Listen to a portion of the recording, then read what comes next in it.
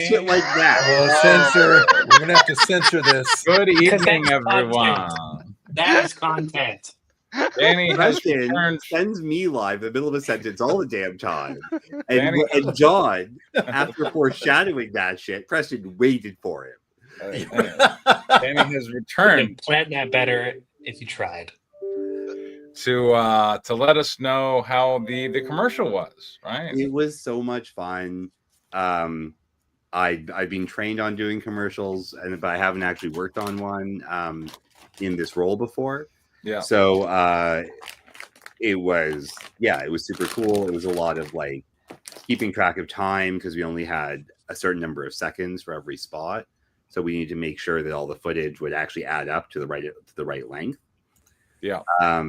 Including the 5-second product shot at the end. I spent a lot of time like telling the actors to stop waving chicken wings around because we were in a close-up and actually they needed to stay on camera, the chicken wings that we were trying to sell. So that was a ton of fun. And I recommended a couple shots that we actually used. Okay. So All right. and I think they're going to make the ad a lot better in the end of the day. So I had a really great time. Welcome, Erwin. Hey guys. Hey, I saw you said that you sent. I know you were kind of trepidatious about sending out the PDF for your comic book. How did that go? Well, I didn't get any hate mail. That was good, and I got one really excellent review. So that kind of made my entire effort. There you go. Yes, I should read your comic book at some point then. Yeah, it's bold. It's certainly bold.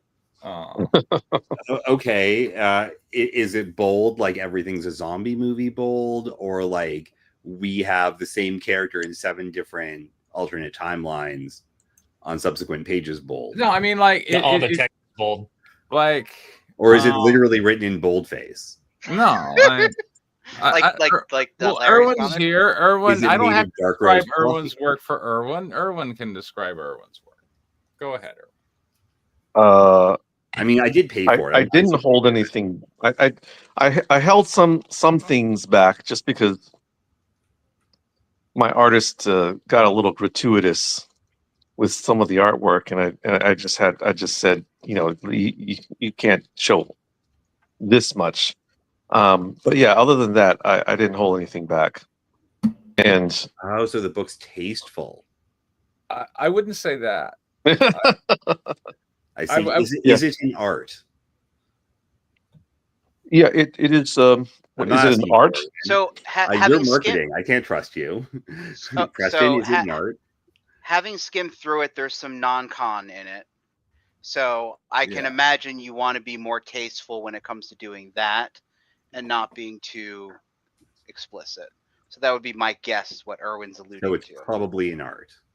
Does non-con mean what I think it is? Is that like some Zoomer term to pass around censors? Yes. All right. Yeah. But I mean, technically, Palace goes there pretty boldly too. It does. Yep. Yeah. And then there's John Lamont scripts. And then there's John Lamont. Yeah, exactly. Which is hardly Zoomer slang, but maybe eventually it will soon become its own genre. People will describe things as very John Lamont. Actually, speaking of John Lamont scripts, I really should have backed. I sold my soul to Cthulhu to sell this titty comic. There you go. Is that an actual title? Yeah. Yeah. Yeah. Yeah. Okay. It's the guy who did. It's the British guy who did Untitled Generic Space Opera. Don't know it. He's very good. I didn't have loose cash at the time, but I definitely should have bought that. All right, Joe. So tell us about Pinky Promise. This is for an open call for a publisher I really want to get with called Crystal Lake Publishing. Okay. They have an 8-page limit, kind of like what I did with the first script that I ran through with you guys. All right. So I wanted to tell kind of a abstract, surreal. The theme that I could see with them was cosmic horror, so I wanted to go for something a little weird and not too much of a Lovecraft riff off. Okay. All right. Page 1, panel 1, splash page. Ellie and Kay share a bed together in a crummy small bedroom. Packing boxes cover the floor around them, some open, some stacked on top of each other. They just moved into this pace and in a hurry from the looks of it. Whoops. Ellie lies on the left, completely conked out, with drool seeping out of her agape mouth and a sleep mask over her eyes that reads "Do Not Disturb." Her nightstand says everything about her: tidy, clutter-free, a single book next to an iPhone on a charging stand. On the right of the bed lies Kay. Her nightstand is covered in clutter. Books stacked haphazard in a pile, an Android phone plugged directly into the wall set diagonally across the book pile. An open laptop not plugged in at all. The bed frame is pressed firmly against the crappy bump-covered drywall. While Ellie is sound asleep, Kay is wide awake. Her bloodshot eyes look up at the ceiling in horror. Oh no. Text box. Sorry, who wants to be text box? I'll be text box. Go I for haven't it. slept in a week. They make pills for that. They do. What a name for a character, text box. Reveal a page 2, panel 1. Reveal a wall covered in gunshot holes. The holes appear in a sporadic spray pattern similar to a shotgun blast. Okay. Each hole is dense, deep, digging endlessly into the wall. 2 shots on the left, 1 appearing on top with 2 more spread out shots on the right. The shots form an outline of a human head. Not since we packed up everything in the middle of the night. We moved halfway across the country into this place. Panel 2. Kay pulls the sheet over her face while Ellie sleeps peacefully next to her, completely unaware of the horrors surrounding them. Holes line the walls, some big, some small, each one looking more like a deep tunnel leading to nowhere. This move was supposed to help us both, to fix me. Panel 3. Wide shot of the bedroom. Kay is frozen in panic as eyeballs fill the multiple holes in the wall. The 4 walls are lined with eyes, all watching Kay as she tries to ignore them. But it's been worse than ever. Panel 4. A shadow forms at the foot of the bed. Kay watches in horror, bottom half of her face covered by the blanket. I'm starting to realize. Panel 5. Reverse shot revealing the mother. A floating disembodied head cloaked in shadow. A slit of moonlight gives us a brief glimpse of the upper half of this creature. That was very descriptive. Good job. The rest covered by shadows, and it is lower half blocked by the bed frame. Massive. It is the width of the bed, matching perfectly with the foot of the bed frame. Though resembling a human head, it has no skin. It is lines of muscle and sinew all the way through. More of a floating face than a floating head. Its right eye is shut with 2 holes oozing blood, 1 hole next to the eye, the other right above. No matter what I do or how far I run. Page 3. Wide shot of the bedroom. We see the back half of the mother. Showing how flat this creature is, the eyes from each hole stretch through, making them long tentacle-like appendages with irises at the end of them. Some bend and squirm, others are straight, but all eyes are on Kay. I have to live with this truth, what I'm hiding. Panel 2. Kay lays sideways, now nude. Yay! Now, shouldn't you maybe mention that in like the first description of the character, Joseph? For Sorry, your what? illustrator to know what to draw? Arm No, covering her breasts with her leg covering her bottom region. All right. Bottom region. She is superimposed over the mother with eye tubes lining each border of the panel. We'll never get any better. Panel 3, back in the bedroom. Were we ever not in the bedroom? No. Okay. Back in the bedroom. That the panel, mother, in panel Joseph. 2 was superimposed. I'm reading your script, Joseph. Sorry. The mother floats above Ellie. Elongated eyes fill the wall behind them, bending every which way toward the fast asleep Ellie. Panel 4, tight close-up of Kay, sitting up as she screams. Stay away from her. Page 4, panel 1. Reveal the bedroom is normal. Awesome. No holes, no eyeballs, no bleeding giant heads. It is all gone. The sun peeks through a window. making them glow in golden dawn. Ellie sits up, rubbing the sleep out of her eyes while Kay begs for forgiveness. We mean Ellie and a K. So, Preston, your call on which one of those you want to be. I was K. I will He's remember. Okay, K. cool. Somebody's Ellie. We mean Ellie. What's up? What happened? Shit, baby, I'm so sorry. I didn't mean to wake you. I just. Panel 2, Ellie yawns, getting in a big stretch while Kay is in a frantic mess next to her. Must have been another nightmare, Kay Bear. Don't worry about it. Don't worry about it. All I do is worry, Ellie. You have work in like 3 hours and didn't sleep again because of me. Panel 3, Ellie rests her head onto Kay's shoulder, eyes half closed. Kay has her arms wrapped around her tight. A human security blanket. Oh no, I'll have to nap when I get home from work later. If only I had someone to keep me warm the whole time. Oh wait, I do. You joke, but I feel so terrible. You do everything for us, but I'm a potato person. It was you that found this place and booked the U-Haul. Hell, you did most of the heavy lifting during the move. What do I do besides wake you? You missed a word. Up. Oh, up. There we go. Panel 4, they share a tender look. Ellie has nothing but unconditional love for her anxious chihuahua of a partner. You're my little alarm clock. Don't feel bad at all. We both needed to get away. That was the whole point of moving in together. I wanted to get out of the sticks, and you had to escape the watchful eye of your mom. Now we're here. We have each other. You'll never have to worry about anything ever again so long as I'm here. You promise? I want to believe you and all, but no one has ever been this kind to me before. This is all still so new to me. Panel 5, after all that, close up of their hands as they pinky swear. Ellie's hands are delicate, thin, her nails painted. Kay's hands are rough, her nails short from how much she chews on them. Pinky promise, but only if you promise to stay with me every step of the way. Pinky promise, like I'd go anywhere without you. Page 5, panel 1. Later that day, Kay stands in the kitchen with hands on her hips, already overwhelmed by the amount of packing boxes taking up the counter. The home is modern retro, rounded kitchen counters with 2 black steel stools up against them. Kay wears a t-shirt and pajama pants. Let's see. Would have helped if I actually labeled any of the boxes.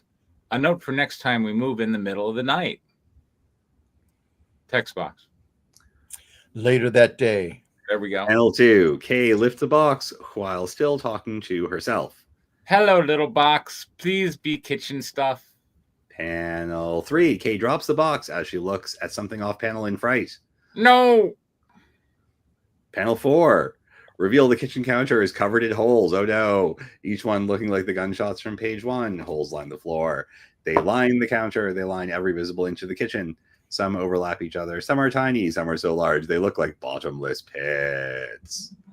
Panel 5, Kay's back is up against a hole-lined wall as she tries to collect herself. Stop. This isn't happening. Panel 6, Kay hears a loud crash coming from the other room. That sound the living room. Crash. Crash! I'm SFX, your text box. There we go. I need more lines. All right, sorry, Robert. Page 6, panel 1, reveal the living room as a non-Euclidean night. Okay, I don't think non-Euclidean means what you're acting like it means here. Yeah. Like a Non-Euclidean triangle on a sphere is non-Euclidean geometry. Non-Euclidean geometry is incredibly common. I don't even know what that is. A triangle on a sphere, it has 390-degree angles. Yeah. And the sphere is kind of round. Triangle. Because the sphere is Orbish. round. I was saying Orbish nightmare. That'd be good. Yeah. Or an Escher-esque nightmare, which is I think what you mean. I see stairways when you say that. That's probably Yeah. exactly what Joseph is imagining. Not really, no, but I'll change it. We'll go on. Okay. As long as your artist knows what you're talking about. Yeah, that's what I was just gonna say that. Anyways, And the Euclid editor mostly dealt approving these. with 2 dimensions of space. So lots of things are non-Euclidean. The walls and floor are made of solid gray, lifeless cement. Oh no. All of which are filled with holes. Yeah, let's go. Walls stand upward in the middle of rooms with no sense or reason. That's a normal piece of crazy bullshit. Just walls. Anyways, there is no roof, only walls leading up to endless darkness, coming to an abrupt stop. The long hall at the end stretches onward into a long dark forever. Yay! Kay stands on the right side of the panel, lost in this new nightmare. Damn right she is. Panel 2, close-up of Kay's face. She trembles, hands over her mouth as she looks at something off-panel in terror. That keeps happening. Yes. Yeah. Man, scary things really need to attack on panels, so we know what they are. Anyways, panel 3, Set up and reveal. pay off. But then they mockingly wouldn't be the mother. scary if we knew what they were. You say that, or you can just actually do something scary. Yeah. Panel 3, reveal the mother. Her face pokes through a wall covered in holes, obscuring most of this creature, but showing us just enough. Her face takes up the whole wall. The creature's mouth is wide open, as if mid-scream. The one eye it has looks not at Kay, but the reader in agonizing hate. I'm agonized. Sure. Yeah. It's going to look like an eye. Panel 4, the mother's one good eye stretches through a hole, giving it a long tentacle-like appearance. It bends and weaves in an S pattern. Okay. Panel 5, the eye wraps itself around Kay's neck as she screams out in pain, her palm open. It should look as if Kay is pleading to the reader for help. No! Get off me! Page 7. Panel 1, Kay sees a door open in the distance. Light beams through the doorway as Ellie enters this nightmare. Baby, is something wrong? I haven't heard from you all day. Panel 2, close-up of Kay's face as she screams in panic, her eyes bloodshot from the appendage wrapped around her neck. Don't come any closer. I don't want you to see me like this. Panel 3, 2-shot of Kay and Ellie. Ellie stands on the left, mouth over her face in horror. Kay dangles in the air, her knees downward now in one of the holes as if the wall is trying to swallow her. Just go. It's better this way. Panel 4, Ellie grabs onto Kay's arm, pulling with all her might. Get down from there. We promised, remember? Every step of the way, together. Panel 5, 2-shot of Ellie and Kay. Kay is smiling, almost happy this is happening. They are holding hands. Tears flow down Ellie's cheek. I'm sorry. This was one promise. Panel 6, close-up of Ellie She's and gonna Kay's unalive hand. herself. As they share a pinky promise, the panel should match the one from earlier. I couldn't keep. Dun, dun, dun. Page 8. Now, page 8. Panel 1, wide shot of the living room, now back to normal. No bloody holes, no face monster, nothing. Kay hangs from the ceiling, belt around her neck, and chair kicked out from under her. Ellie is on her knees, sobbing, still holding onto Kay's pinky. The end. That's fucking That's depressing, Joseph. Jesus Yeah, Christ. it's sad. Absolutely sad. Oh, Joseph's writing is incredibly depressing. Anyway. Just in general, he's very good It's at it. my goal, if you read one of my scripts, that your day is just ruined. Joseph is just a miserable human being. And mission accomplished. Ellie's very cute. Well, all right. I guess on the upside, Ellie's gonna go find someone better for her than this depressive Cthulhu haunted bitch. So good job.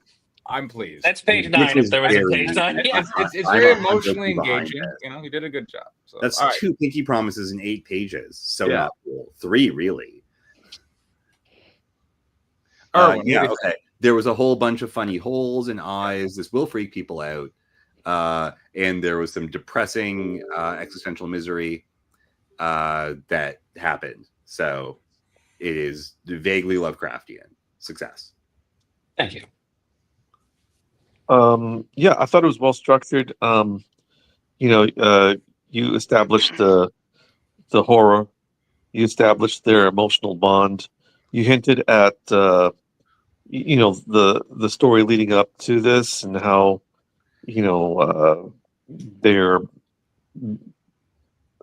this process actually brought them closer together, and they make this promise, and you pay it off at the end with the suicide, the breaking of the promise, the reveal at the end that it was suicide. It's a little surprising and quite sad. So yeah. Except John guessed it right away. So now I got to tweak it a bit. I guessed it as soon as pretty much Ellie came back. And Yeah. It was pretty obvious when Yeah. what's her name fell through the hole. Jesus. John, did you have anything? It was sad and not my kind of story. The relationship was cute. The relationship dynamics were cute. So that was really good. But yeah, I mean, if you're going for short, it's this could be easily done in a short film or even a short comic. So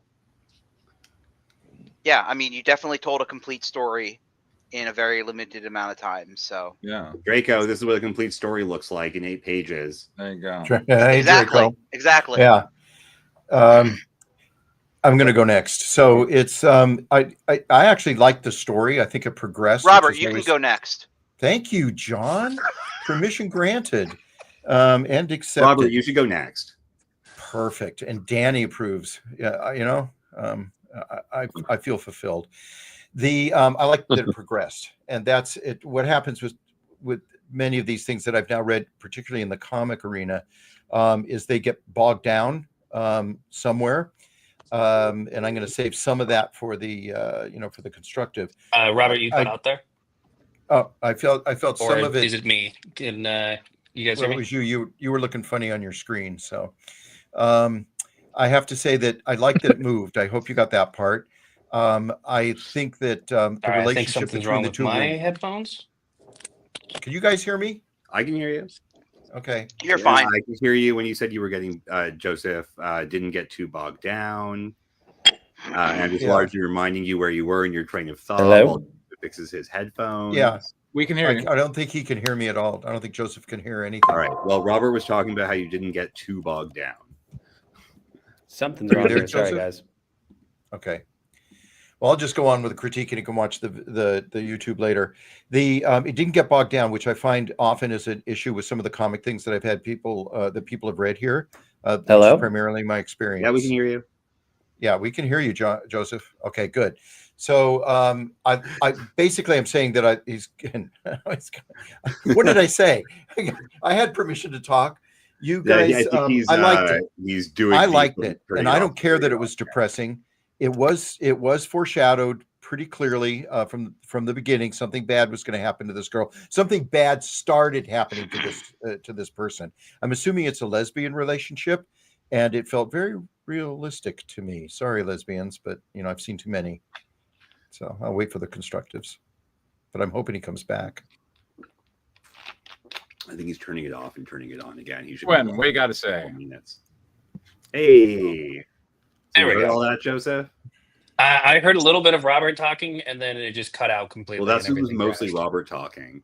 Yeah, Why don't you tell really. Robert what you heard, so he can fill you in on the rest. Now that you're back. Okay. He said this felt authentic to the Yeah. lesbian relationships he's known. Okay, he heard you. So good. Yeah, that I liked it. It doesn't bother me that it was depressing. It doesn't bother me at all. It was foreshadowed well for the suicide, but not revealing. In other words, you didn't spoil anything. It was almost. This sounds very bizarre, but almost a relief as it came. It was a relief. I felt her being relieved having committed the suicide, even though, as Arthur Miller said of Marilyn Monroe, a suicide is designed to kill two people. And so the other person, well, I'll get to constructives later. But.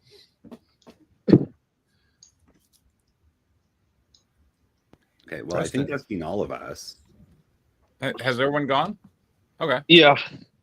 All right, constructives. I mean, you could certainly clean up the action lines a lot. I mean, some of it's kind of a bit redundant, and not as clean as it could be. I mean, as a story, I really that's all I got. I think as a story, it's fine.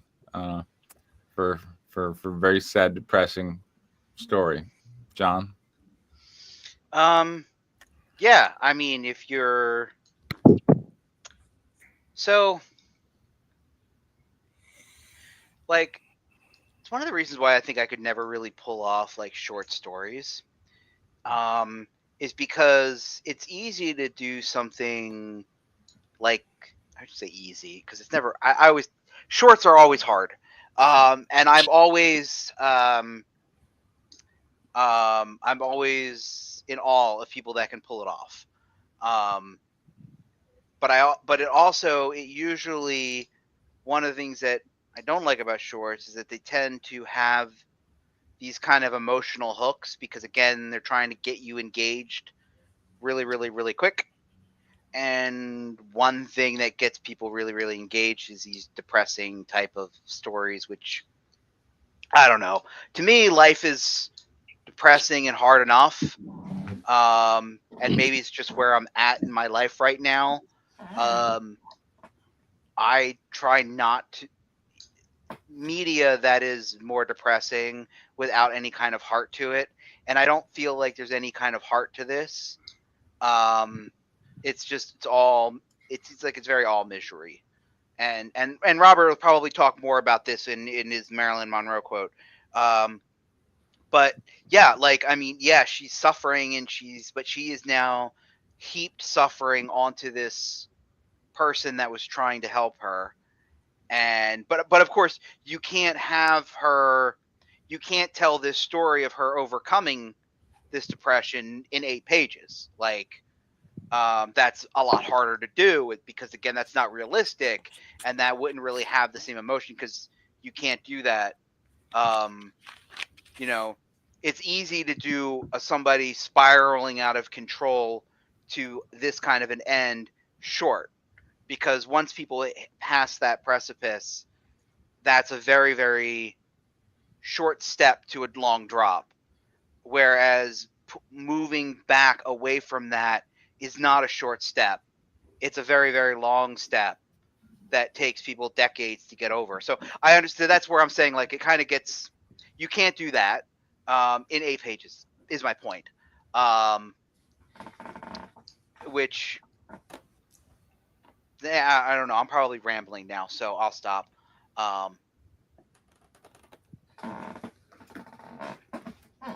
Okay, I have 3 notes.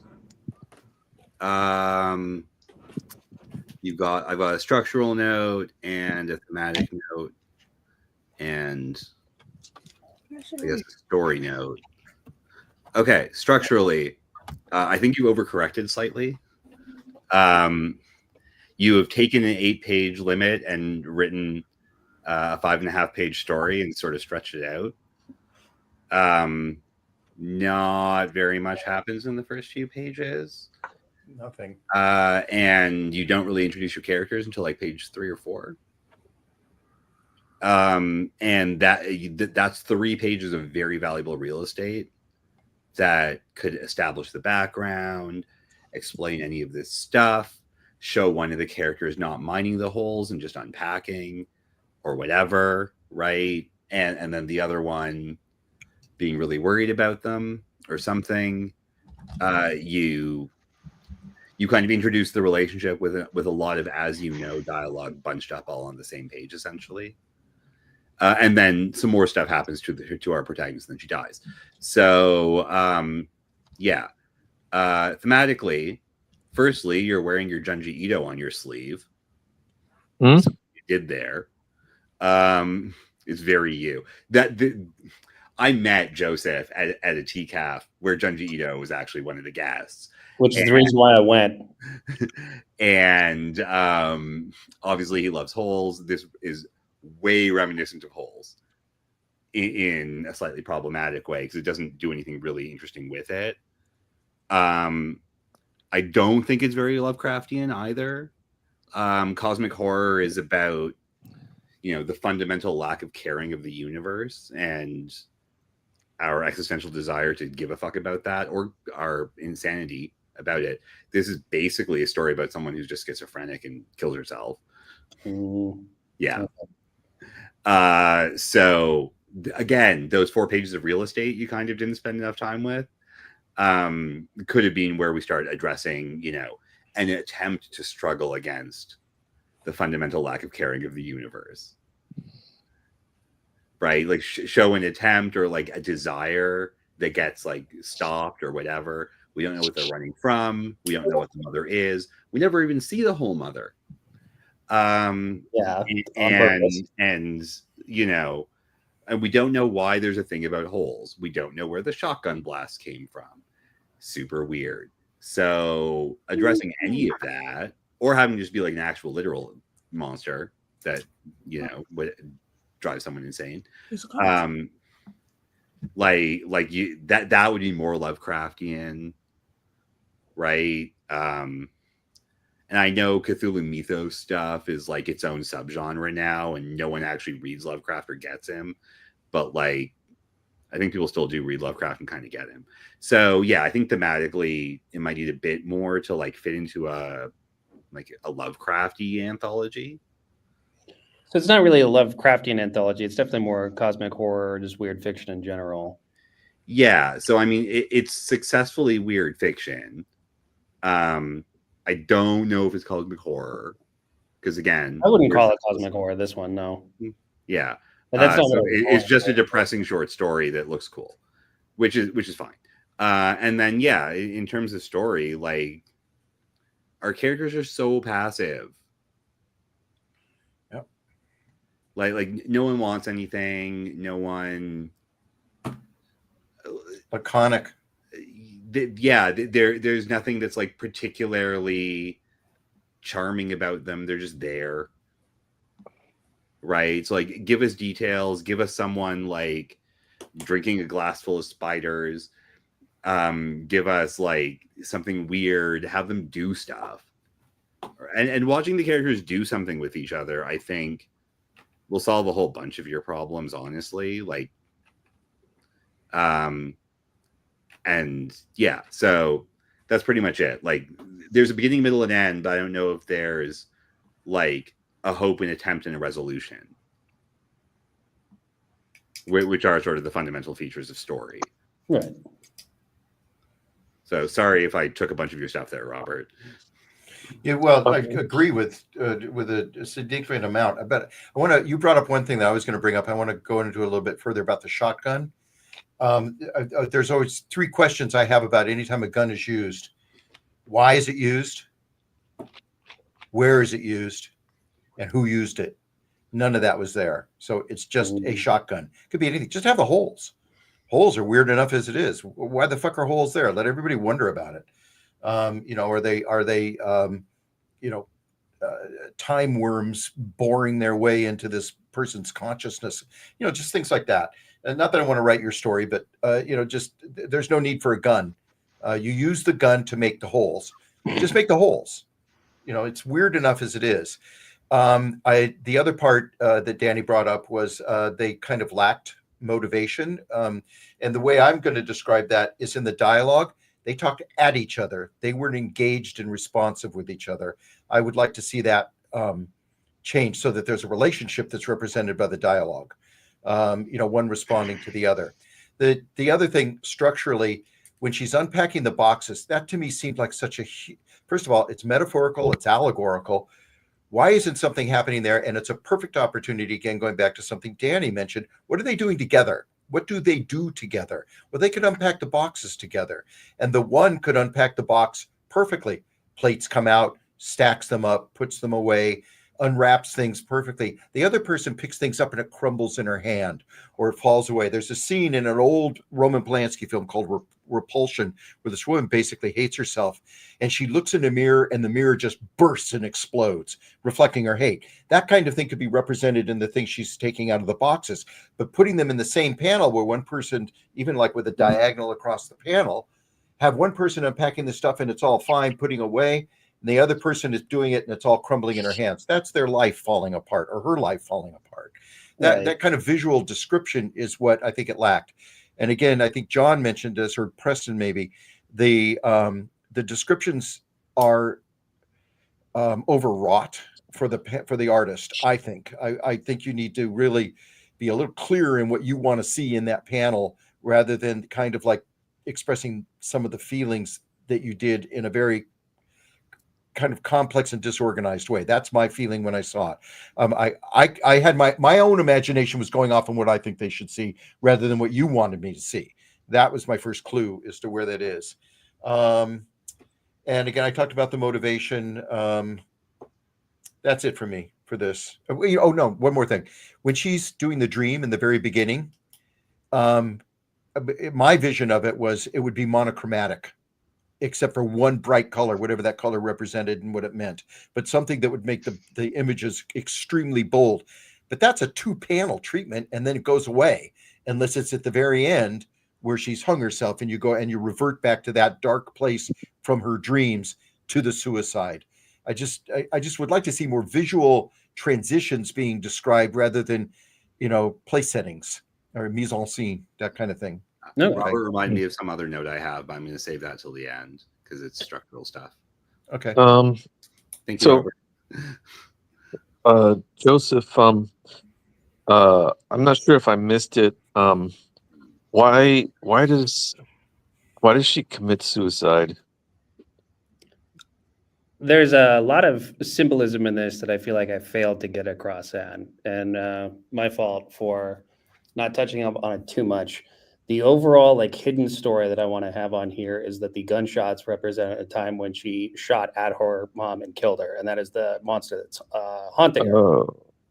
So I need to go back and really revise that and not make it too on the nose, but also make it obvious as to what that whole It's thing not there. There's nothing there that says that. Okay. Oh, you mean like her drawing gunshot holes around her mom's head on a family photograph? Like that would be really cool. Or what if her mom shows up bleeding from gunshot wounds instead That's of what this the monster nebulous, tie it to something. Yeah. that very. What if someone says, "Mom?" question mark? Or This can't be. or the mother just comes back and says, "Bitch, you shot me." You know, Or out of the gun, as it's pouring out of the gun, instead of saying "bam," has it say "mom, mom"? Each shot. That's hilarious, and I love it. But Erwin, what was your question again? Sorry if I didn't answer that. So why does she? Yeah, she shot her mom. But wow, that doesn't necessarily lead to her killing herself. Is it out of guilt or something, or what? Yeah, out of the guilt that she feels for it, the guilt that she feels when it comes to being an anchor with the partner that she's with, and then overall just the visions that she's having getting worse and worse. So the relationship is a mom replacement? No. As a lesbian thing? So now I'm confused. Now I'm confused. So, okay, if somebody kills another person, assuming a normal, sane person kills another person, right? Usually there's a damn good reason for doing so. And we call that motivation. Usually there's a police investigation. And usually, depending on how that goes, there's either they go to jail or they go to therapy. Usually, but in an 8-page horror comic not based in reality. Again, this is where I have a problem with 8-page stories. But my again, the problem now we're dealing with is you're trying to make something dark, gritty, horror, and realistic. I'm not going for realism at all. I think John means that your problem is that you're trying to be subtle, but it's an 8-page horror comic. Bless you. Thanks. I'm sorry, I got interrupted by a sneeze. What were you saying, Danny? Oh, I was going to suggest that your intent was a bit closer to criticizing Joseph's intent to be subtle, but it's only an 8-page horror comic. Right. It's kind of hard to do subtlety in an 8-page horror comic, I guess is what I'm trying to say then. I think again, if it's monster coming out of the closet to eat her, and that's what's that's a tangible thing that we can relate to, and but then that goes back to she's just being schizophrenic. Whereas, I mean, if she killed her mom in justifiable self-defense, I don't know. Maybe I'm just a cold, callous bastard, but maybe it's like Carrie, where Carrie kills her mom with the knives. Yeah, but one, we just spent over 90 minutes to almost 2 hours. I think that movie was close to 2 hours. Yeah. Feeling torture, and we feel pain for Carrie. And by the time she comes into her powers and starts murderizing everybody, we're on Carrie's side. Even though, yes, she was treated so horribly that we're on her side when she gets retribution. It's again, they did the same thing with Rambo. You know, Rambo 1, First Blood. You know, they treat him so horribly, so by the time that when he gets his revenge, we're on his side. But again, that requires a lot of setup, which you don't have in your 8 pages. So that's where I don't know. That's kind of where I guess it's falling away for me, that I don't. I like the idea of showing them together first, then go to the bedroom and have the horrible nightmare visions, because I get to show them together, show their relationship dynamic, and then what if unfolds. Well, I like the body parts coming out of the holes. That gave the holes a reason to exist. Whether if it's a gunshot that killed her, fine, then that's what happens. But you know, maybe when she's asleep and laying on her side nude, we see her hugging, instead of hugging the person, she's hugging the shotgun. You know, I need to rewrite that whole panel, because what I'm seeing in my head when I wrote that was she's like, so everything around her has disappeared. It's her floating basically in space, which is why she has to cover herself up and doesn't have a blanket. The monster is behind her, like the mother, and then the border of the panel itself is just lined with a whole bunch of like bending eyeballs. That was not clear. Okay. So let me ask you this question. That wasn't described. You don't have to give us an answer. This is more of a rhetorical question. But do you know why she killed her mother? Yeah. Okay. So let's say that. Okay. Let's say we come up with some contrived reason for why she can't report it to the police. She kills her mother, and maybe Ellie helps her cover it up, and then they run away together. Mom's in the packing boxes. Mom's in the packing boxes. Let me. No. You guys realize I can't use any of your ideas. Box full of eyeballs. Let's guys, go. Guys. Let me. Okay. Mom's last eye. I'm going somewhere with it. So let's say she killed her mom. They buried her in the basement or in the rose garden outside. Okay, whatever. That doesn't matter. This all happened before the story started. But my thought was, if there's if let's say it was a justified killing, so that way we don't entirely hate this person, or maybe it was a gray justified killing. But for some contrived reason, maybe her immigration status wasn't up, her immigration paperwork wasn't up, and so instead of reporting it to the police, they just ran away. Whatever. Now we enter in the room. Ellie knows what's going on a little bit with her, so that they can kind of talk to each other, like in a way that it'll communicate to the audience, even though she'll be reassuring Kai, like what you did was fine, or she was a horrible, like whatever it is, that conveys to us that Kay is feeling this guilt, and Ellie is trying to assuage her guilt, and then you can use that to build on top of it. Then you can add zombie mom coming back from the dead, like the whole telltale heart thing, like just that kind of idea. Okay. And then you have it. I don't know, that would just be one idea I would have. And again, you don't really even have to explain why she killed her.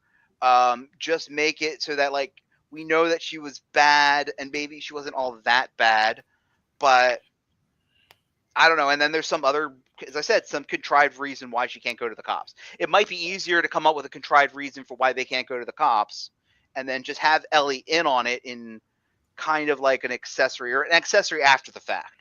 Like it was a crime of passion, obviously. She didn't mean to do it. They were arguing. Maybe her mom hit her, and again, going to get a shotgun is a little bit less of passion.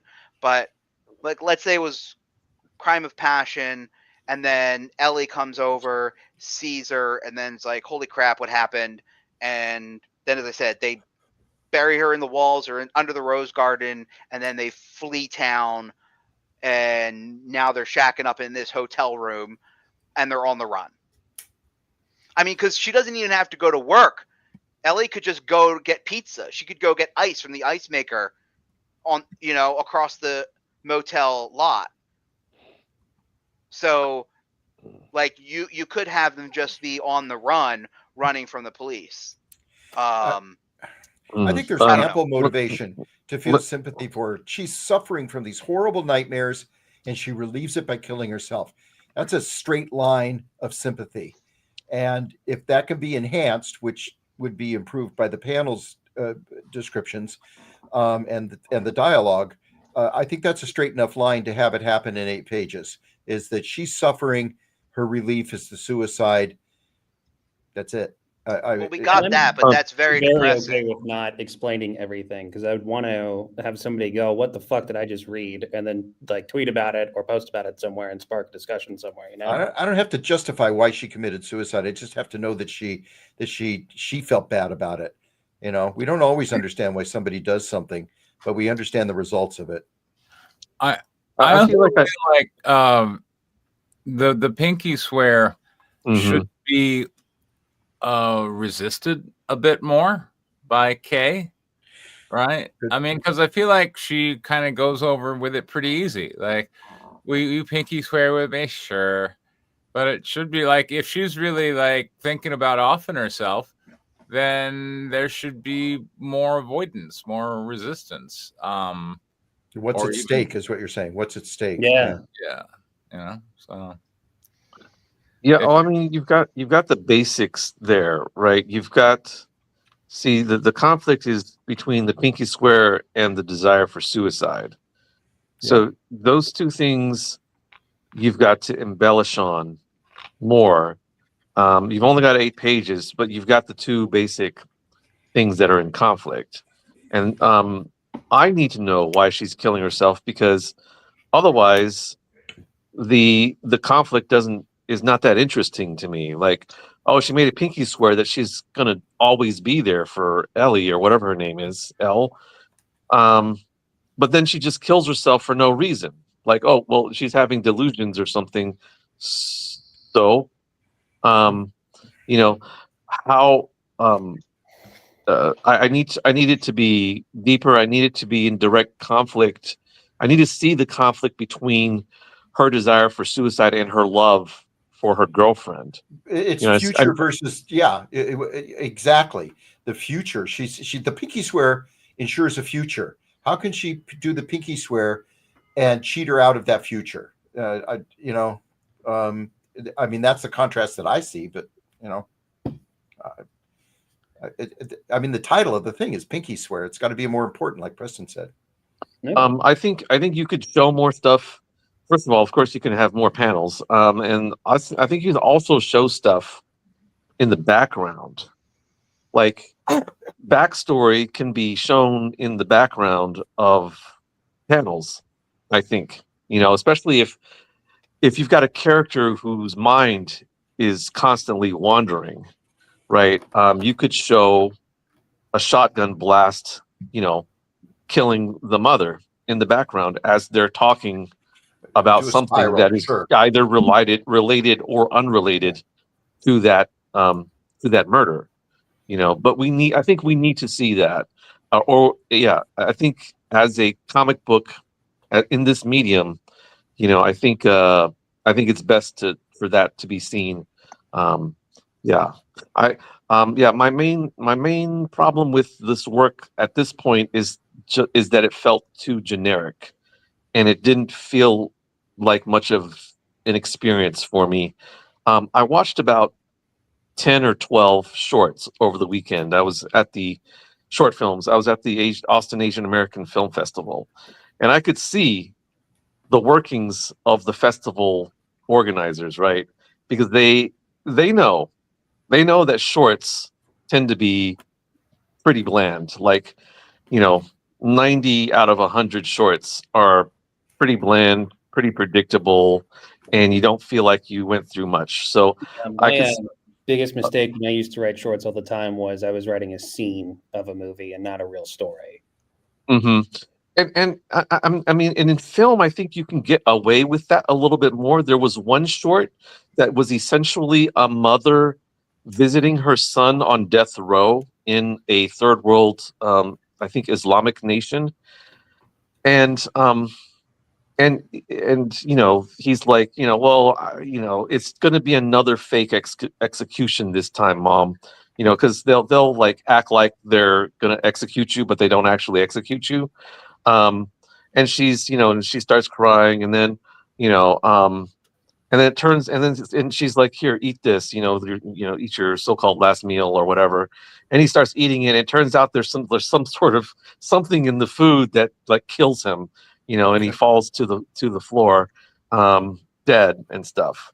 And it's somewhat surprising. But the thing that made it so powerful was just the visuals. Like, I was there in that room. You know, I watched these two people's faces for like 8 minutes, right? I saw everything, and it didn't have to be told in words, right? So much was told through their faces. Like, I think one of my professors at USC was like, "Oh yeah, you know, who, I don't know who it was, Judy Garland or whatever it was, took my script and she just ripped a page out of it. She's like, I don't need this. You don't need this speech. I'll do that with a look, you know." And he was like, "Oh, okay, yeah, I'm Cy Gomberg. You're, you know, you're superstar. We'll do it your way." But anyways, but in a comic book, I think we need a little bit more direction. So, anyways, that's it. Okay. My other thing was just structural. When you have people like looking off screen in or off panel in horror, that should be the last panel of a page. Yeah, Get people to turn the leading up to page flip. Don't resolve that shit on the same page. You're wasting your crisis and your page turn moment. Yeah. Although in 8 pages, I don't know how many page turns he's gonna get. Well, he's gonna have 7 of them. Yeah. Well, okay, Now, but if he does it right, he's gonna have up to 7 of them. Well, I don't. Yeah. I don't think you get 7 page turns, right? Because yeah. Well, you're right, like 4. Yeah, you get 4. 1, yeah, 2, 3, 4. But Yeah, you you should get use 4. all of them and not that should be a transition, and you can't do it like that's such a classic like 1940s thing. Like if you were to do that every page, like as your editor, I would just hate you forever. Right? Like if I were actually like producing this book, I'd be like, oh my god, every page there's looking off panel in horror, like it's a bit extra. This is the end of Blood Legacy. I can't wait. Diane is very enthused. Oh, I missed parts in the middle of Blood Legacy, so I'm really looking forward to. Does this mean we're going to finally have a vampire in it? Yes. Hopefully. Well, let's find out. So many vampires. All right. Robert? The misty fog swirls around their feet, finally swallowing them from sight. Exterior, the tomb night. Backup arrives for Nick. Hello, Nick. Hey, where are you? Nick hears Eddie's voice but cannot respond. Only his eyes move back and forth. I see him by the tomb. Eddie comes up to Nick. The EMT follows. Nick. He waves his hand in front of Nick's face. He's in shock. Oh, no, EMT. He's in shock. Looking over at the tomb, Eddie sees Greta moaning and swearing. Oh my God, what happened here? Oh my God. Eddie turns back to Nick. Are you okay, buddy? See, even Eddie doesn't care that she's been impaled. Her wound means nothing. I didn't know she's being impaled. Let's go. Yeah, she happened in the last 2 pages. She got impaled and then went on a half-page monologue. Oh, good for her. EMTs lifted Nick by his arms and wrap a silver foil blanket around him. We have to get him to the hospital for evaluation. Eddie points to Greta. What about her? The EMT glances over to the tomb where Greta continues to moan, then looks at Eddie in the eye. That will take some work. That's actually quite funny. They I have move a good Nick. sense of timing. I'm an adult. They move Nick into the ambulance. Babbling incoherently, Nick makes no sense to anyone. Captain Abe Bostick pulls up in an Uber. Who's Abe? Eddie, fill me in. Is Nick hurt? Eddie takes Abe several feet away from the ambulance. He was in shock when he started coming to. He just babbled about floating people and mutant bloodsuckers. Vampires? Oh, Nick's gone off the deep end. Eddie looks back at the ambulance. Yeah, the deep end. I'll have a Baker hold set for him. It'll be ready by the time the ambulance gets him there. Go with him. Make sure they give him something to take that frozen look off his face. It's creeping me out. You got it, boss. Hey, guys, wait up. Eddie climbs in the ambulance and pulls the doors closed. Flashing red lights accompany the wail of the siren. Abe stands in silhouette, lights a cigarette, shaking his head as he tosses the match aside. Superimposed. Galatians 6:9-10. Let us not become weary in doing good. Interior Can HQ. Night. 3 days later. So he's just leaving us, the team? Uli can't go. We need his skills. Calm down. This was never a forever deal. Uli helped when and where he could. He never asked anything of us. As long as we never asked him anything about his past. Yeah, big blocker there. Who the hell is he anyway? Madison pulls out her pack of guillotines.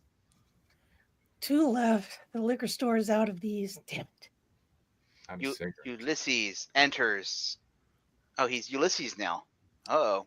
Ulysses enters the room, reaches into his jacket pocket, hands a new pack to Madison. She just looks at him, eyes tearing. Nolan points at Ulysses. You're bailing on us. Hannah crumbles up the empty bag of chips she was eating and throws it at the computer. Was that me? Yeah. We're screwed without you, Uli. You know that.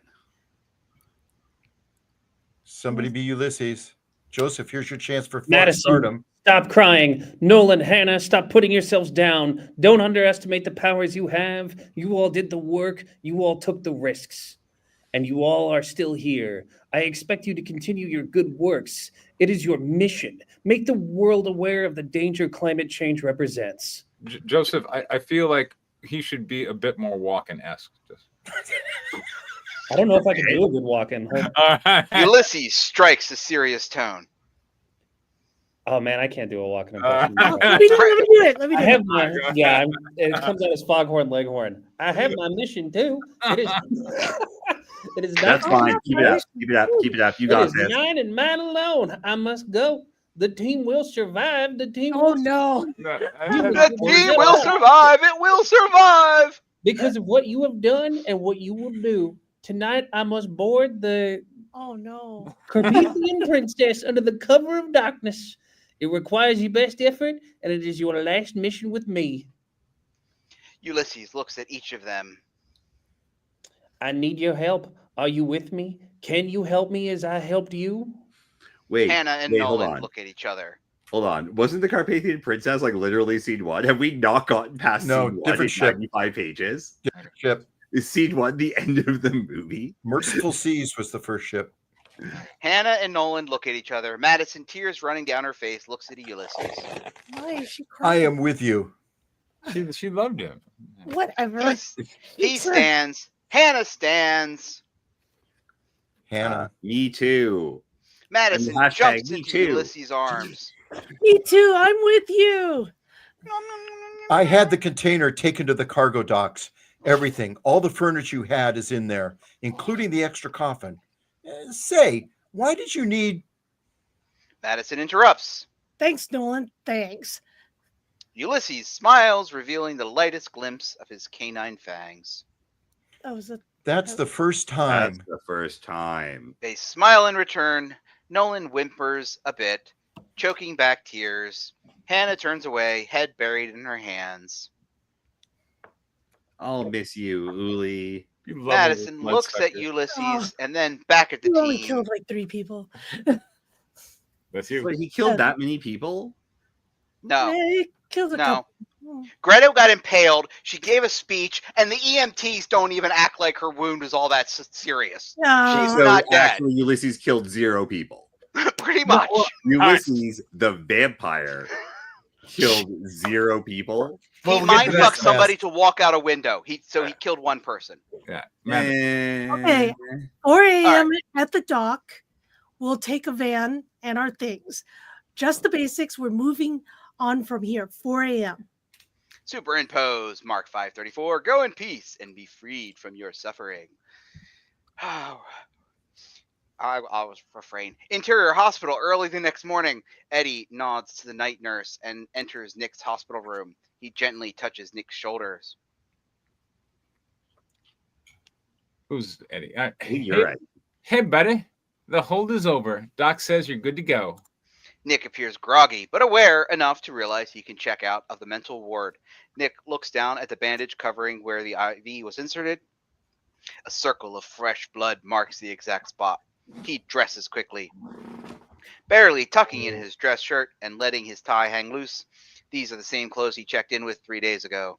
Looking like a slob and wobbly on his feet, he rushes out to leave, getting into his car. Wait. Waiting.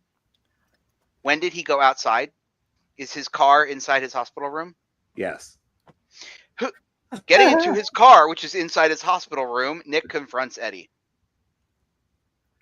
Who put me in there? Who committed me on a Baker hold?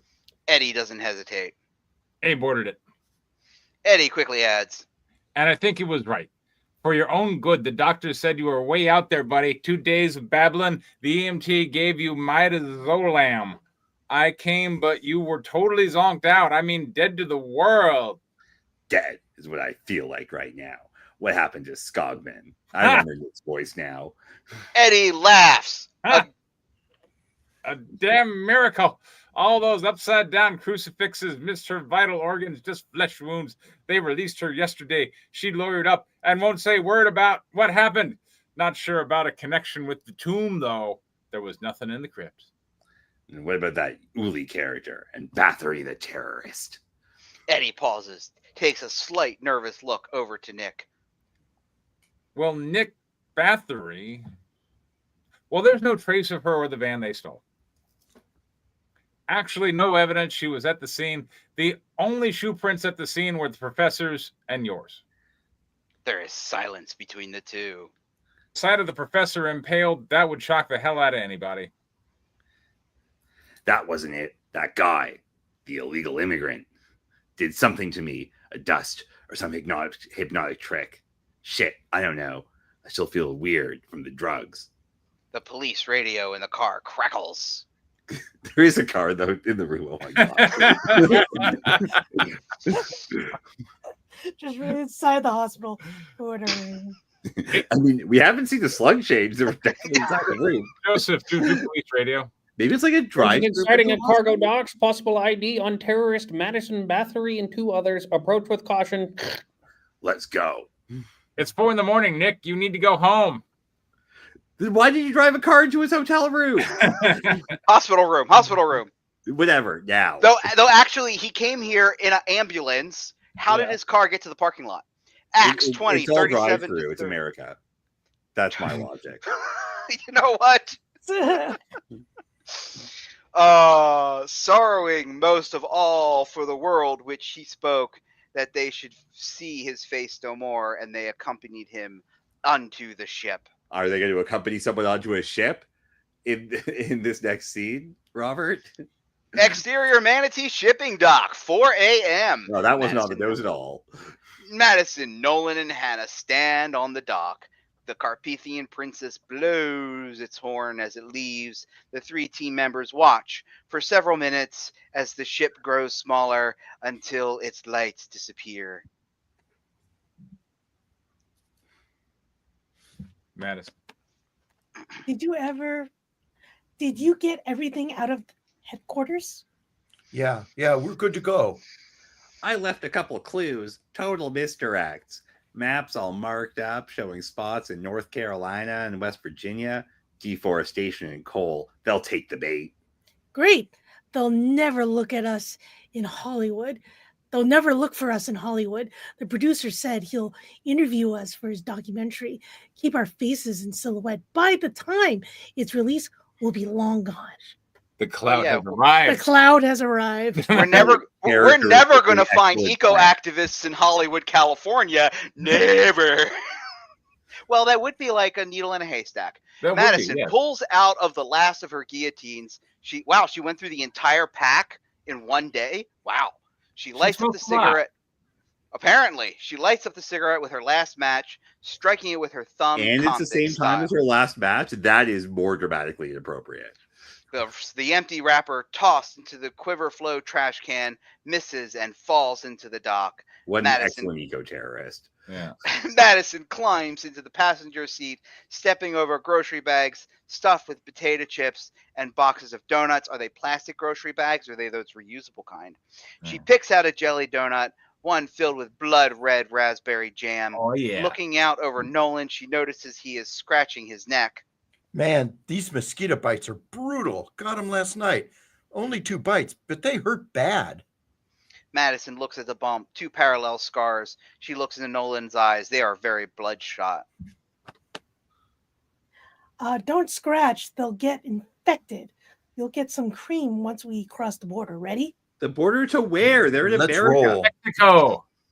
But I thought they were The going to hybrid Hollywood. engine They hums. just said they were going They to are Hollywood.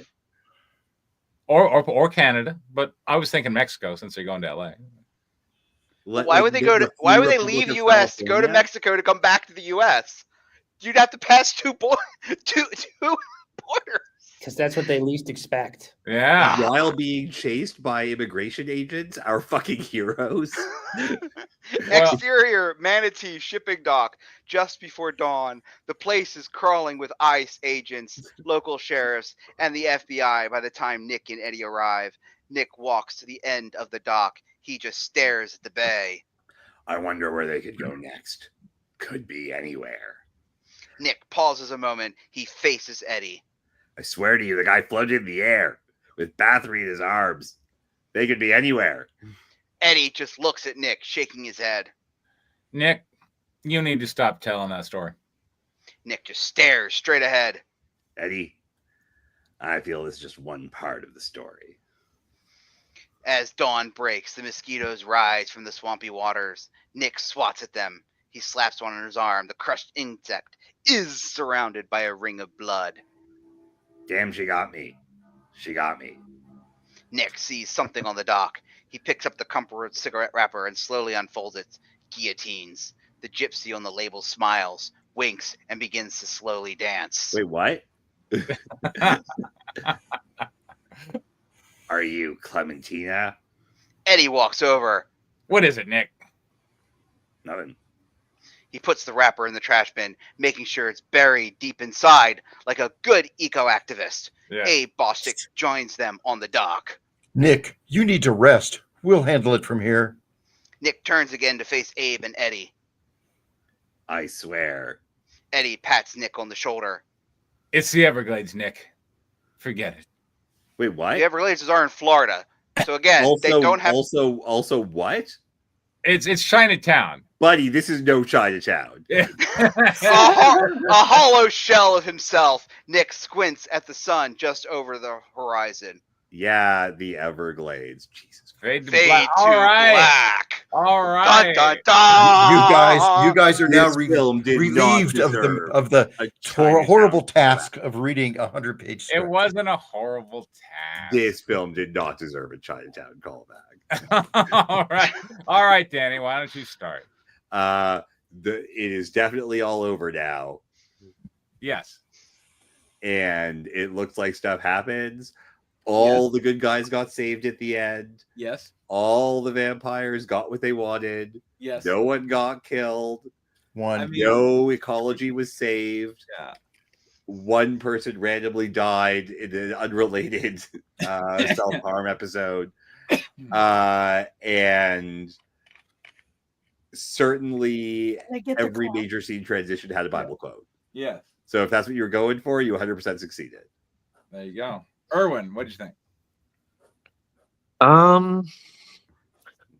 Yeah, there was a lot of things going on that helped to wrap up the story, the storylines, Yes. and we got to see a final scene. A little bit of I guess hallucination there at the end to just sort of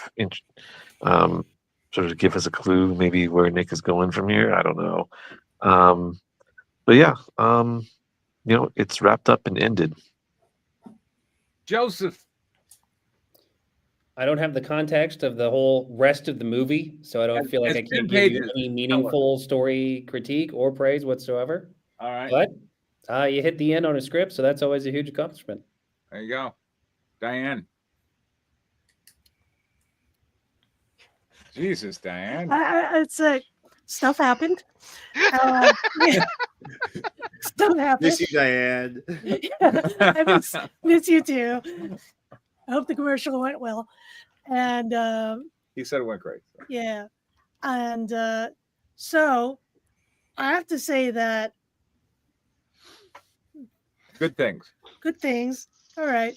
It ended. No. The thing is this.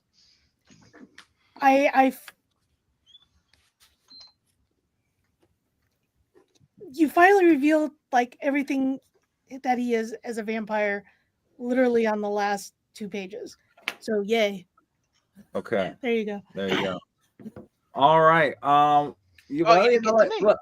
was glad that Nick is able to continue on, and I was glad that there wasn't a lot of like murder, death, kills going on really with the last scene, because Madison got her clout. Madison got her clout. Madison got her clout. What they say, all's well that ends well.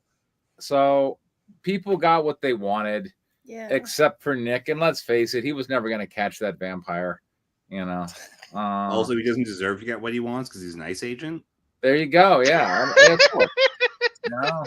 Just because someone needs to say that. Well, I mean, I feel like it's kind of implied. It's there's a lot of social messaging in the story. I'm gonna have comments about that later because I disagree with you. Oh, the ICE agent didn't get what he wanted. The coal executives got thwarted, if not killed. I feel like all the social justice baddies got frustrated. All of the boxes got ticked in the worst possible way, I'm sure. All right, fine. Anyway, all right, John, go ahead. This was the perfect ending to the story that you've presented. It ended exactly as one would expect it would end based on the story this far. So at least it's consistent in that way. So consistent tone, level, whatever you want to say, throughout the story. Constructives, John. Well, I guess I should maybe take back a little bit what I said about Greta getting impaled and then going on a monologue. Yeah. Since you clearly stated that none of her vital organs. So even though she pole votes over a vampire, and impales herself on multiple spears, I was trying to figure that out. Crosses. Yeah. They all went through her appendix. It all went through non-vital organs. Yes. She goes on a monologue. Yes. The EMTs clearly don't care. So obvious, and then yes, you paid that off by saying, "Yep, it missed all of her vital organs." Yeah. Is she Jello? I don't. I mean, is it you know what? A vital organ? You know what? You've got a vampire. Why can't she be a Jello monster? And that's now you're just being silly, John. Yeah, I know. I am. I'm sorry. Yeah, I mean, so the tone, right? We're doing our constructive. Yes. So it ended like it's been. That was my positive. I mean, it is also it's. I don't really have anything new to add than what I've already said in previous streams and in the Discords, because I feel like these 10 pages have a lot of the similar issues that I've been calling out in previous sections. So okay, Diane.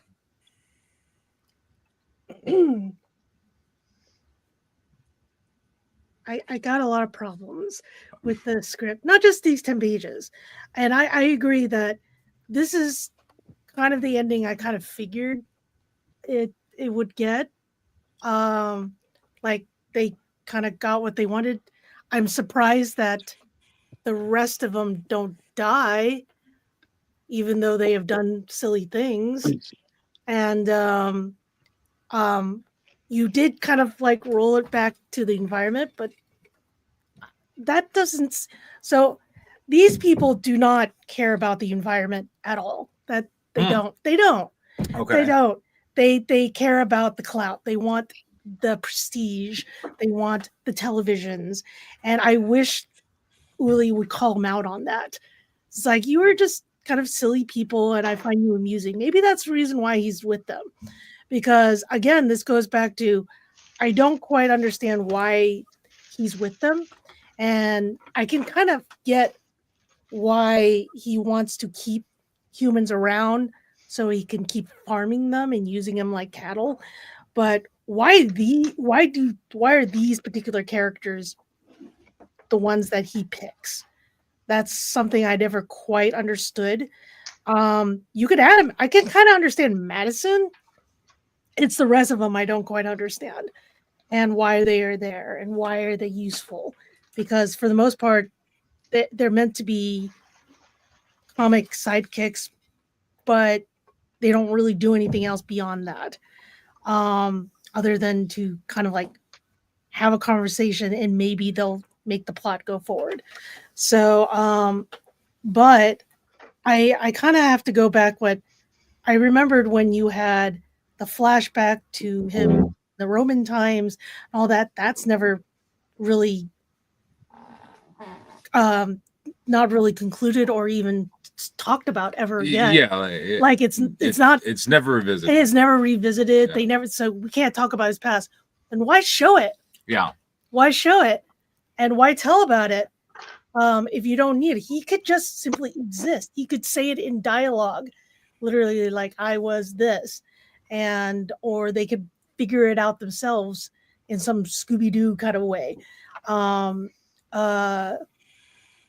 We had like the mother's grave. I was expecting the mother to come out and like maybe he was trying to free his mother who was in prison. That didn't happen. That's what I was expecting like last week.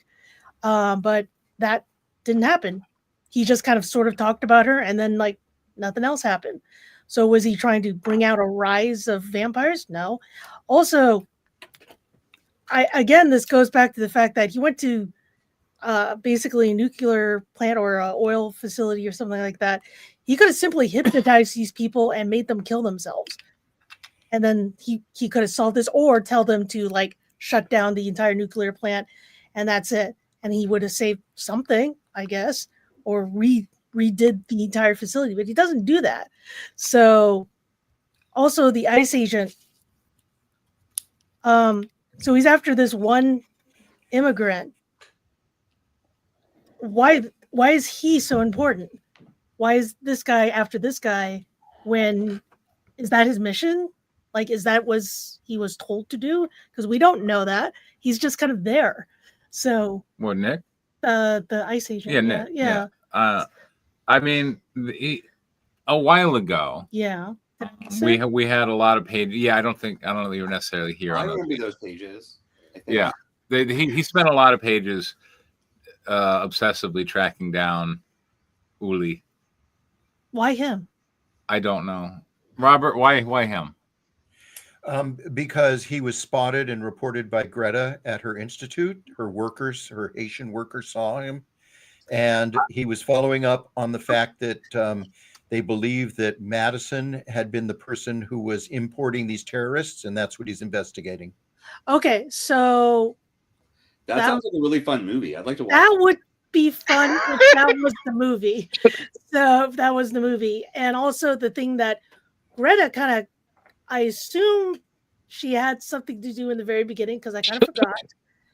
And then she came out, she did her monologue stuff, did a lot of cool action stuff, and then just dies. Yeah. And I'm just kind of. She's still alive. The EMT said ignored He her. has been And then in the next disposed scene, of Yeah. the because next he can't scene, come back. Eddie says it missed all of her vital organs. She Yeah. was fine. They released her from the hospital a day before you. Yeah. Which, you know, I gotta say, I'm fine with that. I feel like this script would work if there were more jokes. If this was like Police Squad level comedy. If this was, you mean Police Academy? Well, no, it was Police Squad. Okay. Which is, but you know, Police Academy kind of similar, but Police Squad was like the makers of Airplane. Oh, okay. And Airplane 2. You know, like they did like really over the top gags and stuff. Yeah. I didn't know. I loved it in Airplane. I loved it when they ran into the phone booths and it tipped over. Yeah, stuff like that. You know, like, And do you like Gladiator movies? And yeah, I Speak Jive. Exactly, all that stuff. Yeah. But yeah, like not quite what I was writing, but I remember the movie. Yeah, the makers of Airplane actually did a series called Police Squad, Okay. which ended up failing, and in part they said it's because they noticed that in TV people are more distracted, like they're going to the bathroom or getting, and like they'll miss the visual gags. Whereas in a movie, they felt like the visual gags were working. But then they took Police Squad and they started making a series of movies with them. Uh-huh. And it was like Police Squad 33 and a half. Uh-huh. And humorously enough, like the Police Squad movies involved O.J. Simpson. Oh, wow. If you go back and watch them, you're like, geez, that's O.J. Simpson. But anyway. But there were a lot of gags to it. That's so with me with Towering Inferno. yeah. So like, you know, if Greta just goes through an obnoxious level of violence, and then later it's like it missed all the vital organs, she got released before you, like that, now it's funny, you know. It's funny, yeah. And like if there's that many gags in it, then at the end where it's like it's the Everglades, right? Like you can get away with your Chinatown reference because it's a joke. Like if there are more jokes per page, also, I think it works. It would also be extremely funny if even if she was stabbed with all these things, they go right through her and she's still like fighting everybody with all these things on top of her, and she has to somehow maybe even pulls the thing out and reuses it. Yeah. So that's sort of kind of got like basic Fatal Instinct, like that sort of thing. Yeah. So Fatal Instinct. But I don't feel that this is meant to be over the top comedy at all. Well, it's not written that way. It is certainly not written that way. Yeah. I'm sure that because it comes off as like a bit of a drama, and then it's supposed to be kind of like a, I don't know, if it was meant to be a satire, I don't quite see it. So I mean, even as a dramedy still has to be grounded in reality. Yeah. Usually what makes a dramedy work is you have like that one character that's a little eccentric or something along those lines, but it still deals with, you know, serious things. And you can even, like a lot of police stories, I mean, Psych was a great dramedy. Mm-hmm. And it had like a murder of the week, but it was still very fun and very comedic, and sometimes it dealt with serious topics and, you know, relationship stuff and all of that. And I feel like you can get away with that in a dramedy, and I feel like this could work as a dramedy, but I just don't feel like it's not grounded where it needs to be. It's a fucking vampire. For Christ's fucking sake, what do you mean grounded in reality? It's a vampire. He's a vampire that doesn't vampire anybody. Oh, he's not a vampire because he doesn't do anything that is vampire. He's a vampire in name only. He's a dude from Transylvania. He's not a vampire. Transylvania 911. Yeah, you know, he's a guy at a cloak. And that's it. Like, he's not a vampire. He doesn't do vampire things. So, when I was a child, you know, I saw the reviews for the movie Goonies. You know, I like to read the movie reviews, even though I was, you know, a child. Yeah. And of course, you know, the critic just destroyed it, right? Like it was like one popcorn bag or something like that. And then I watched the movie Goonies, and I was like, you know, I was entertained. So you might want to check out the movie Goonies. I've seen it because it's kind of goofy, You know, it's like it's here and there, and so it's got that sort of goofy. I think your a screenplay at its sort of at its tonal best is when it's got that sort of goofy 80s feel to it. Um, the thing about the last 10 pages I would say is of any movie is I want to have the, you know, have a final sort of uh, punch. You know, I need the, you know, whether it's um, uh, uh, Kevin, the like the 10-minute speech at the end of JFK, or if it's, you know, uh, the plane finally landing in airplane, and the inflatable pilots are, you know, doing god awful things to each other. Um, that's one of the great scenes. You know, I need to have that final big thing. So, you know, if that has to be with Uli, I think probably Uli could be the center of it. Um, you know, whatever it is, I think in this case, it has to be personal. It has to be personal to the character who's doing the final big thing. And it may demonstrate some little bit of personal or character transformation. And I think that would do it for me for a movie like a Goonies. And that's my advice. Okay. Danny. Okay. Well, I'm gonna just disagree with people all over the place.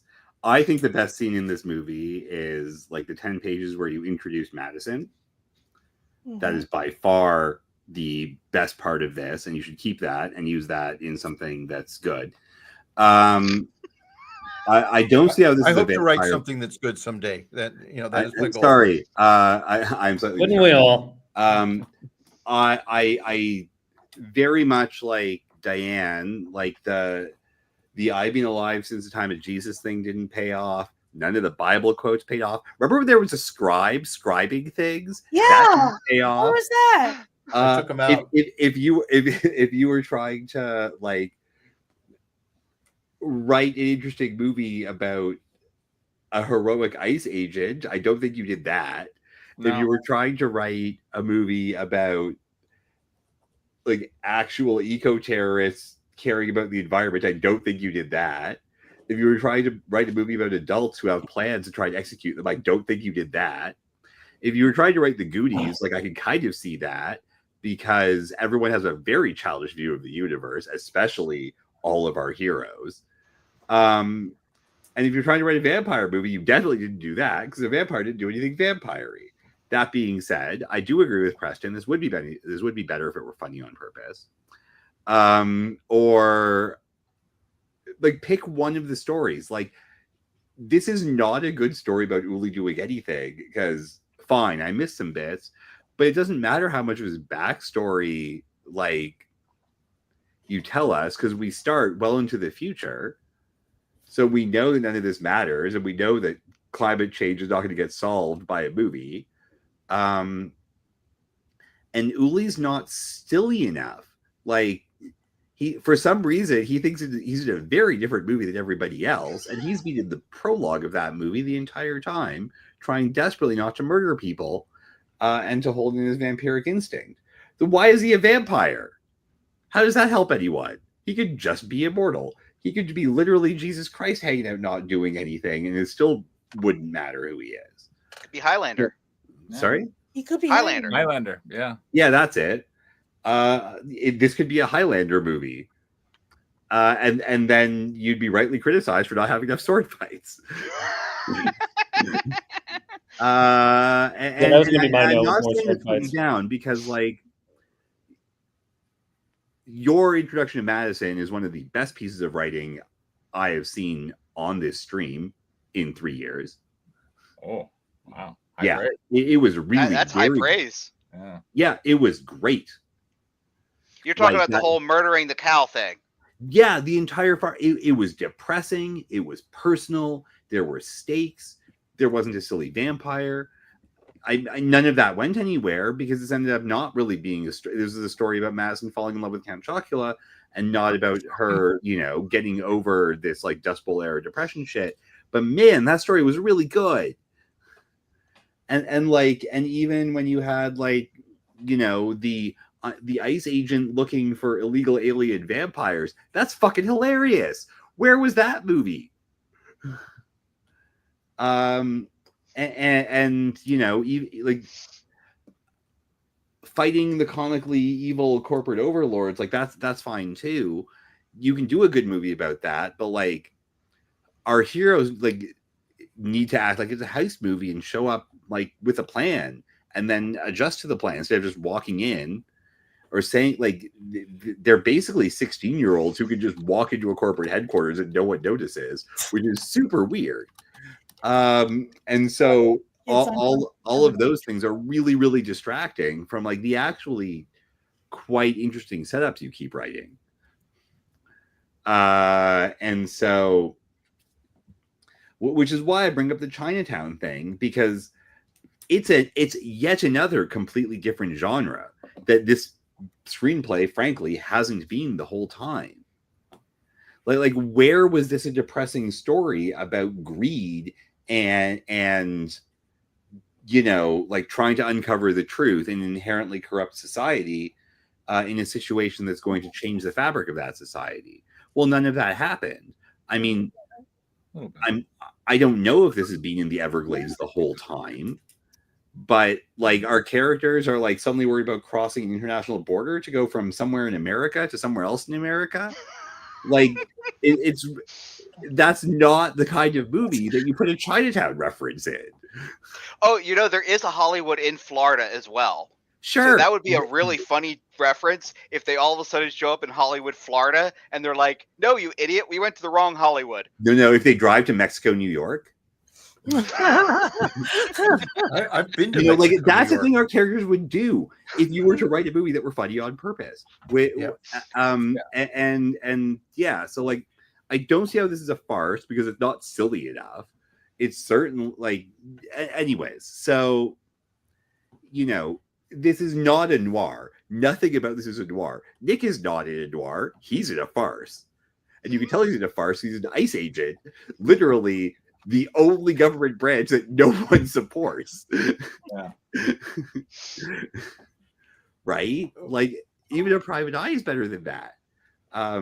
So like I still think my idea of having him be an agent from a government agency that's about to have their funding cut I think that would be really interesting because it gives him a reason to solve this case. He's an NSA agent, and for some reason, his funding depends on finding the existence of vampires. Let's go.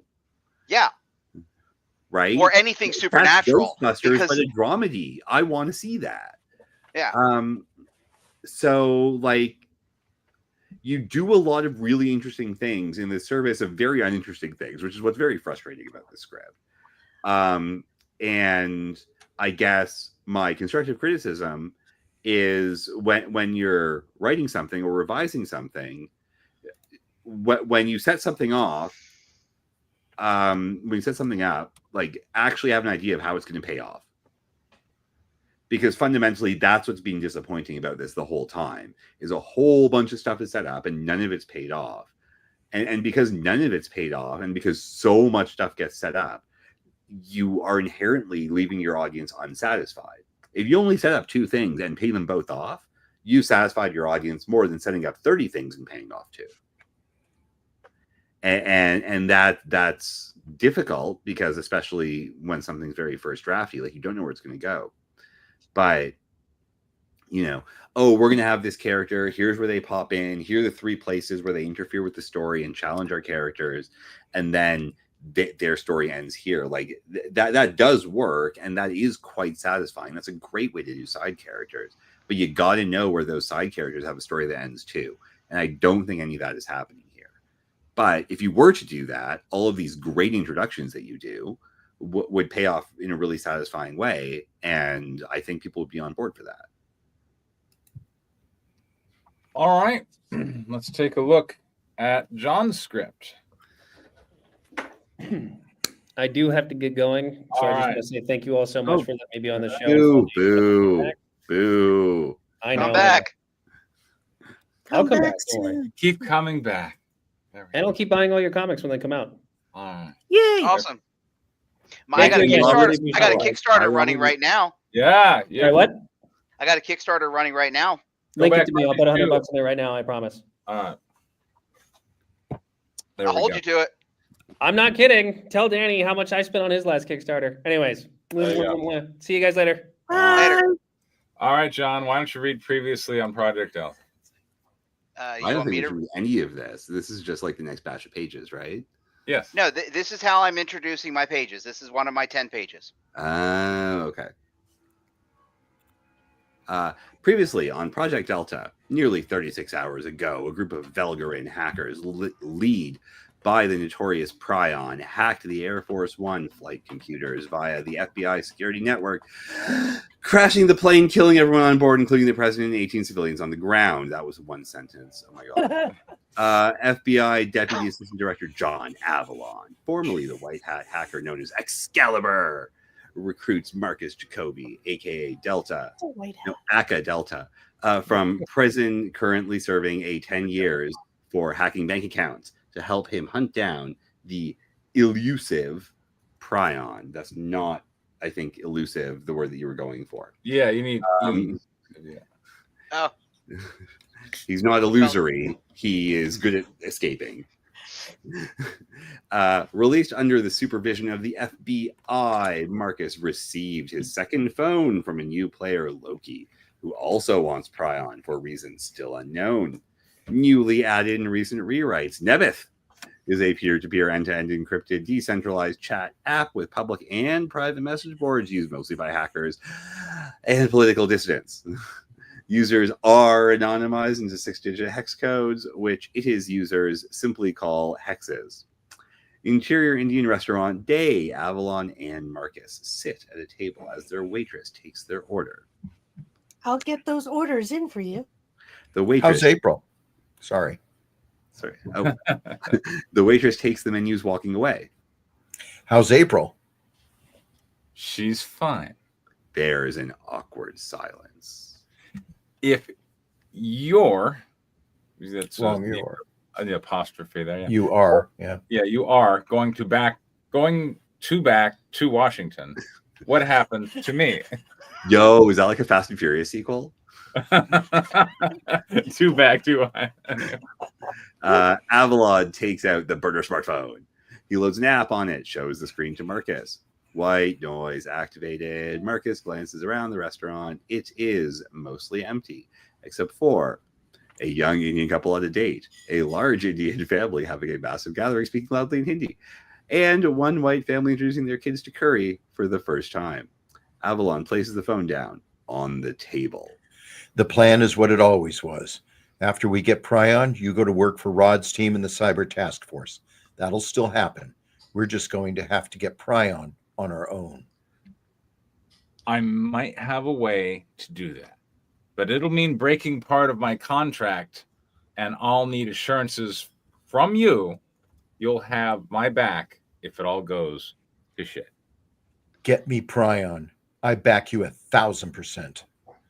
I want to bring in Loki. He's clearly got skills, but he needs Prion for something. You want to take Prion's place in whatever he's planning. Exactly. Delta needs to get back on Nebeth, and I can't. Avalon stares at him. So that's what this is about? I gave you a phone. It's got Nebeth on it. Use your bureau phone. Marcus stares back, holding his ground. Sir, you need to trust me on this. You know something's up. That's why we came to a restaurant where nobody speaks English. That's not what he wrote. Why you got that burner and installed a white noise app? Avalon relents. Okay. Say you reclaim your old hex. Then what? What he wrote. Loki wants Prion bad. So Delta and Loki draw out Prion. You bust Prion. I bust Loki. Win. Avalon's FBI phone buzzes. He takes it out. What is it? News alert. God damn it. He shows the screen to Marcus. Angle Avalon's phone. Global News Network shows a burning collapsed apartment building. The headline reads 342 confirmed dead in apartment gas explosion in Novodrezhsk. Over 200 more missing or presumed dead. Restaurant table. Avalon puts his phone face down on the table. That's interesting. I don't get it. Rod's team traced the Air Force One hack to a group of rogue hackers working out of Novodrezhsk. Avalon checks the time on his cell phone. An Alpha team based out of Berlin crossed the border into Velgaren. Ooh, where'd you go, Velgaren? About an hour ago. If I was a betting man, I'd put money on retaliation. But that's not right. There were innocent people in that building. Women, kids. How does Marcus know that? That's international politics. Avalon takes out a pen and writes on a napkin. All right, kid. I'll back your play, but you're on your own for the phone. Already got that covered. Loki? Told you. He's... Yeah. Make sure it's clean, that he's not monitoring you. I know how to scrub a phone. Avalon tears off the piece of napkin he was scribbling on and passes it along the table. Marcus looks at it. 6A7 EBC. I'm sure that will be an incredibly important detail. That's my hex. Message me once you're back. Got it. Avalon rolls up the napkin piece, puts it in his mouth, and swallows it with water. If you get caught before we have Prion, this conversation never happened. Understood, sir. Thank you for trusting me. Marcus should know better than to trust the police. Avalon looks up as the waitress returns with their food orders. Avalon grabs the burner smartphone and deactivates the white noise app. Yes. Interior FBI LA field office day. As Avalon and Marcus step off the elevator, everyone in the office yells out, Congratulations! Congratulations! Rod steps forward, holding a cake. It reads, "Congrats, 80 Avalon," while leading everyone in a round of, For he's a jolly good Good fellow. fellow, For he's for a jolly he's a good jolly good fellow. fellow, for he's a jolly good fellow that nobody can deny. deny. Avalon laughs in embarrassment. And how long have you been planning this? Since you two left. The Ralph's down the street makes the best cake, so we had them whip something up. Special Agent David O'Connell walks up, holding some chilled bottles of root beer. Rod wouldn't let me get the real thing. You're still in the clock, and this one's not 21. Oh, Marcus, I want you to introduce you to Special Agent David O'Connell, the actual team lead of the Cyber Task Force. Someone else is going to have to take over David then, because I'm Marcus. I'll do it. Diane could. Yeah, okay. Yeah, Diane, be David. All right, we have an action line here. David hands Avalon and Marcus the root beers. So you heard. Don't worry about it. Frankie does that all to all the new people. It's like her gift. She can make men and most women melt like butter and tell her anything.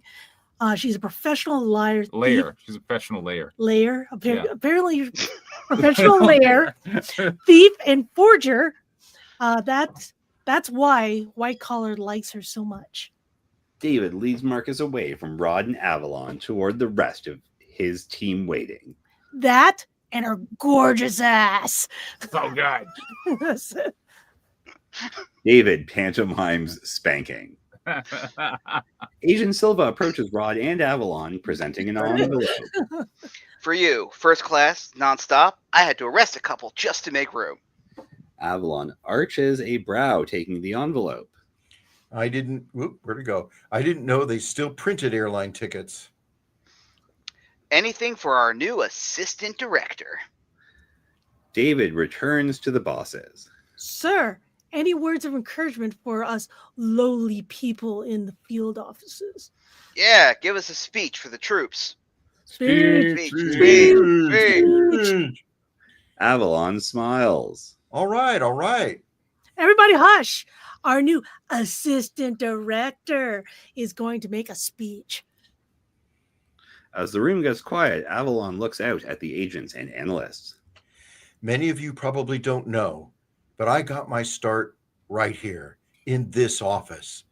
Most of you were probably still in diapers when I got recruited out of MIT. And much like this man, who was hired as an analyst about 2 years ago, I think, before I got transferred to Washington, is now your ASAC. Ooh. What the fuck is an ASAC? Assistant Special Agent in Charge, Mr. I've had enough of everybody's titles. It just goes to show that each and every one of you keep your nose clean, work hard, and the Bureau will take care of you. To all of you down in the trenches, because us suit jockeys are nothing without you guys doing the grunt work. Here, here. Commotion picks up again as people chat among themselves. David and Marcus return to Avalon and Rod. When do you head out? Couple hours, it seems. Marcus, take the rest of the day off. Agent Silva will drop you at the condo. Condo? Don't get excited. The Bureau has several apartment-style condos around the city. We use them as safe houses and occasionally as long-term rentals for consultants who couldn't pass a background check. Thanks. You won't be thanking me when you see the rent deducted from your paycheck. Agent Silva can drop you on at the airport after. Marcus's place is in Koreatown. It's mostly on the way. Thanks, Rod. It's been a pleasure. I'm looking forward to reading that report. They shake hands. See you tomorrow, sir. Silva leads Avalon and Marcus to the elevators. David, would you see me in my office in about 20 minutes? Yes, sir. Rod excuses himself while David stays behind watching until the three have entered the elevator and descended. Because he's totally the villain. Interior, ASAC Rodriguez is what? I'm actually very okay with that. Yeah. Interior ASAC Rodriguez's office night. Rod's office is laid with a desk and bookshelf of law books on end, and small conference room table with 4 chairs by the entry. David sits behind a laptop on the conference room table as Rod sits at his desk on his computer. Angle David's laptop. David's laptop shows live CCTV of the loading zone from Los Angeles International Airport. He's at the airport. Office. Rod gets up from his desk, walks to David looking over his shoulder. Angle David's laptop. They watch as Avalon exits the black SUV. Exterior, LAX loading zone, night. Oh, LAX. Okay, loading zone, night. Avalon opens the rear door, grabbing his small duffel. Thank you for the ride, Agent. Safe trip. trip. Sir. Oh, That's sorry. fine. Doesn't matter. Avalon closes the door, heads into the airport. Interior, ASAC Rodriguez's office night. Angle David's laptop. Rod and David watch as Avalon checks in with the baggage clerk. Oh, yeah. Office. Rod steps away from David. Keep an eye on him. Let me know as soon as he's on the plane. Yes, sir. And you can head home after. Thank you, sir. Rod disconnects his laptop and gathers his belongings to leave for the day. Sir, what if he doesn't get on the plane? Rod pauses, thinking. Well, definitely call me. So competent. I love it. Rod exits the office. Angle David's laptop. David switches cameras, watching Avalon head to the TSA Fast Pass lane. Interior, Marcus's condo night. The condo is a small one-bedroom apartment. A kitchen counter corners off the kitchen. A kitchen counter corners off the kitchen. Bam! Let's go, tongue twister. From the rest of the main living space. Having showered, now wearing boxers and a tank top. Why is he wearing a shirt? I thought this was a John Lamont script. Yeah, exactly. Marcus guys don't wear rummages- shirts in John Lamont scripts? I mean, why would they? Okay. All right. Does anyone wear a didn't shirt know after showered in John Lamont script? I didn't know that. What's wrong remember with this a lot of guy that he has to? This guy's in a PG-13 story. I don't see the problem with shirtless anybody in a PG-13 story. There you go. Like the shirt you're flexing all the time. Yeah. Marcus rummages through the kitchen cabinets, finding only expired non-perishables and canned food. Marcus grabs a can of corn. Looks like your dinner until I get what's left of my first paycheck. Let's see if there's any salt around here. From the front door, knock, knock. Marcus stares at the door. Who is it? And that's our story. All right, John. Well, stuff's happening. We got a lot of police procedure and discussions about how we're going to catch the bad guys and hacking, and stakes kind of went up a little bit off screen because Novodresk got hit or something by the good guys, I think, and by the good guys I mean the Americans. And that does need to be clarified. And they were just following orders. Yeah, and people died, I think, or maybe people did. I'm a little unsure. 300. A lot of people died. A lot of people died. An entire apartment building was collapsed. Yeah. 300 something people died. I mean, I'm not exactly sure how to feel. If you would have put it on screen and showed me like dead kids or something, that would be like, oh, well, that's bad. Mm-hmm. But it kind of been on the cell phone. Why not on the cell phone? I mean, that's what he showed him. There you go. Anyway, but stuff happened. I don't know. What do you think, Diane? I like it. So far, everything seems kind of clear and concise, and they're actually there. You can see where the conflict's going. They're trying to get a plan to get. Although they really should not trust Loki. I don't know why. When he said like we should get Loki's help, and I'm like, why would you do that? Why would you do that? I know that he has his own motivation, but we don't know what it is. So I don't know if bringing him in is a smart idea, but let's see what's going on. So I'm a little surprised by that plan, but I'm kind of eager to see what Loki is all about. And then them having kind of like an office little party is kind of cute.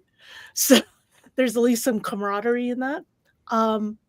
But let's trying to figure out what to do next. Erwin. So yeah. Yeah, I think as a first draft, this really works. I think we're getting what we need from the script, setting up the crucial thing with Prion. Marcus is gonna go, I guess, kind of rogue on his own and try to get Prion, and you have some office politics and stuff going on.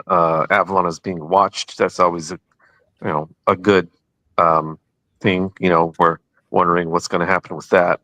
I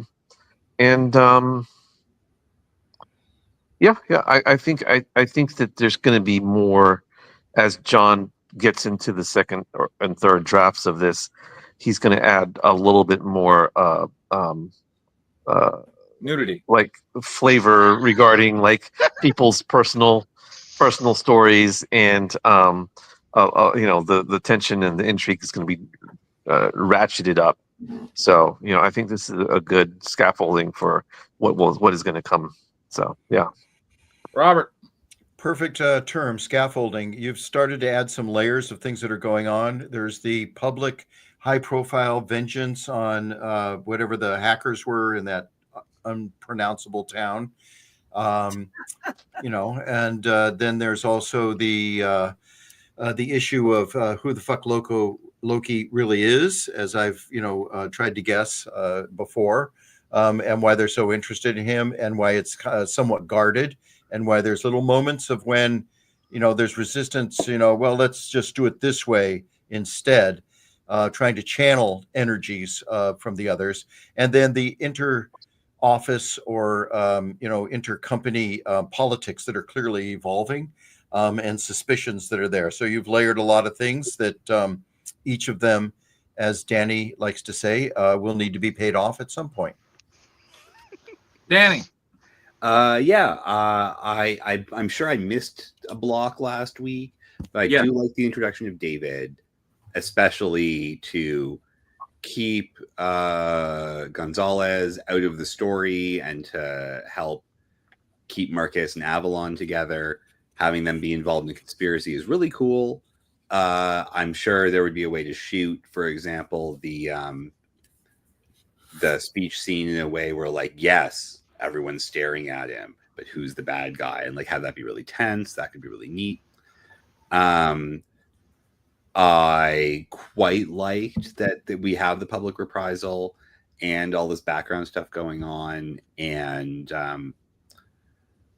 yeah, I'm really looking forward to the part where you reveal that Loki is actually Marcus's sister all along.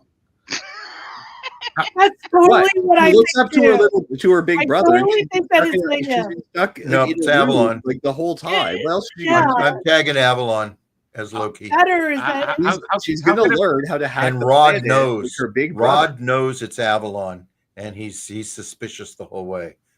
Rod's going to end up being the good guy. I can't wait for you to reveal that. We're like, no, I can't meet up. Come to this hospital. Oh fuck, it's my little sister the whole time. No, like it'll be great. Really good reveal. I love it. How could it be made better, Dan? Oh yeah. Well, firstly, less racism. Okay. What do you mean? You got to be specific. The Indian restaurant bit. How no one there speaks any English. Well, the thing is that how did they not know? That was mine. India was taken over by the British Empire. They should know English quite well. Well, there's that. That and the white family that's introducing their kids to curry. Yeah, they don't speak English. So, what the hell, John? I was trying to make it seem lively. You need to ground it in reality. To quote just as an ethnic restaurant, participant in this no group. one speaks English. It means everyone speaks English because they like selling things to white people. Yeah. All the money is in America, you idiot. I know some black people who buy things. I mean, yes, but brown ones too. White people's hands. Like so food. That. B. Why did our smelly hacker take a shower? And even if he did take a shower, why isn't he going straight to his new phone and playing with his new toy? So those were two, like, obviously the first one is very fixable with some dialogue. The second is like, seriously, we just gave this kid a new toy and access to the whole internet. He's not just on that.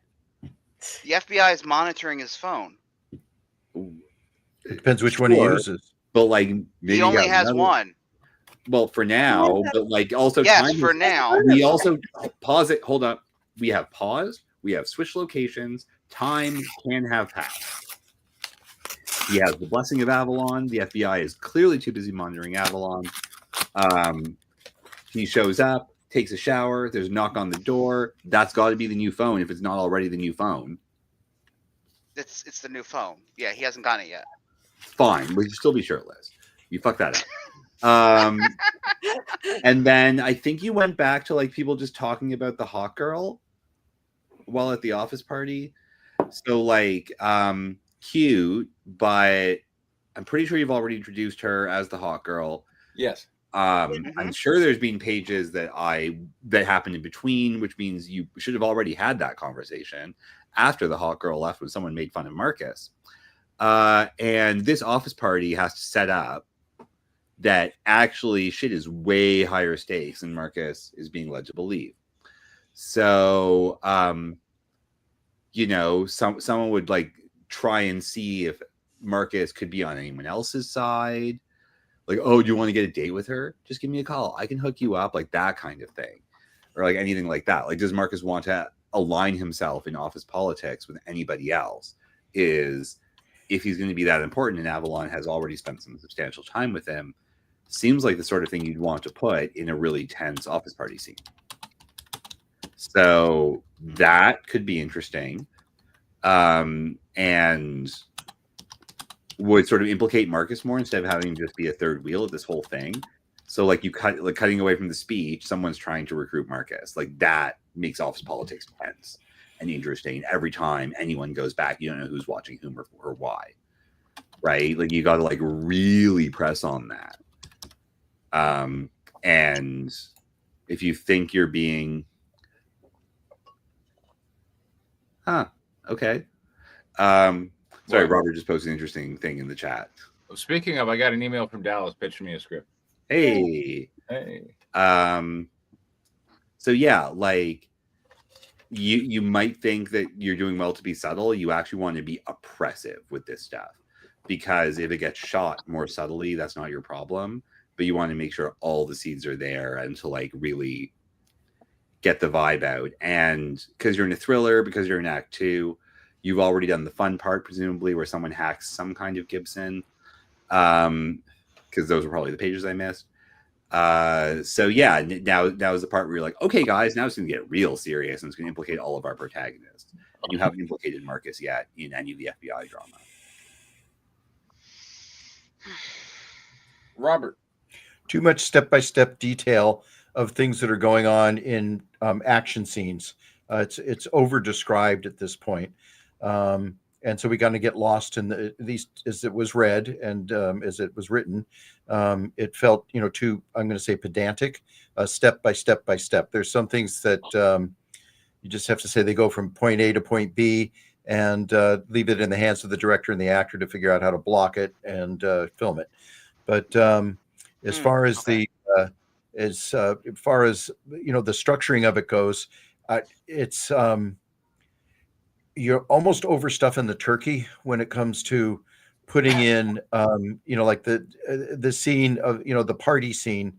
While it shows camaraderie, to Diane's point, it also is offbeat and just obtuse in the story structure, where everything's pretty fucking serious. The president just got fucking killed. They have a sense that it was an inside job, and I just don't see them being all cheery about that kind of stuff and teary-eyed about the celebration of it. I would see that entire scene reduced to a bottle of wine put on his desk and with a note signed by everybody, and he picks it up and looks at it and kind of just dismisses it as I would prefer to see something more along those lines. The tension needs to start building, that not only do they know that Avalon's got some secret that's going on and that's why they're watching him, but Avalon's not stupid. He knows that they're watching him. So there's a lot of unproven but gut level instincts of what's happening, and that you need to play with that. You've set it up, and then you go away from it. Don't go away from it. Don't be pedantic about the descriptions of what each person is doing at each stage. Opening door, walk to door, turning doorknob, closing door, picking up, can of corn, walking with corn. Write that in one scene. He's in the shower eating a can of corn. You're done. And he's crazy and he's a young kid. That's what they fucking do. Make it tighter. That's it. Erwin. Yeah, Robert had a lot of good points there. It is a first draft. I would expect this draft to be like 130 pages at least, and then you cut out at least 30 pages and then add 10 pages or whatever. There's a lot of work to be done. Target length is about 100 pages when all is said and done. I'm somewhere in the 70s, so I'm only like 10-15 pages ahead of what we read tonight. I'm intentionally not writing too far in advance. Yeah, I guess what I'm saying is that you're going to write a whole bunch of stuff that doesn't need to be in there. I'm guessing, right? Sounds like I did that this week. Yeah, but hey, that's what I do have. That's the process, right? You got to write it out. You got to write it out to know what the story is. There's going to be some gems in there. Like you're going to write out for every 5 pages of crap that you write out, there's going to be there's going to be like a half a page that's just unbelievably good, right? So, people would murder for that ratio. What's that? There are people who would kill for that ratio. Yeah, exactly. That's your assessment of my script. One good scene, and that's it. Out of 100 pages. I don't think you understand how amazingly good that scene is. I read the lion. I read good. In the skin of a lion. So there, I took your suggestion. Within what is going on in these pages or this part of the story, I would like to see just even if it's just a short moment between Marcus and Avalon that demonstrates a little bit deeper sort of emotional intimacy between the two of them. It'll help set up whatever comes next, whether it's complete betrayal or they have to rely on each other so that they don't get killed or sacked or whatever. But yeah, I just like to see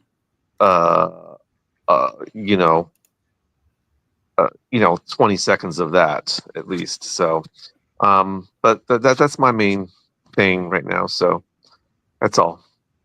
Diane. So I agree with Danny and Robert with the as much as I like the camaraderie of it, it is very true. The president's died. Another 300 people have died, and that entire thing should be very tense.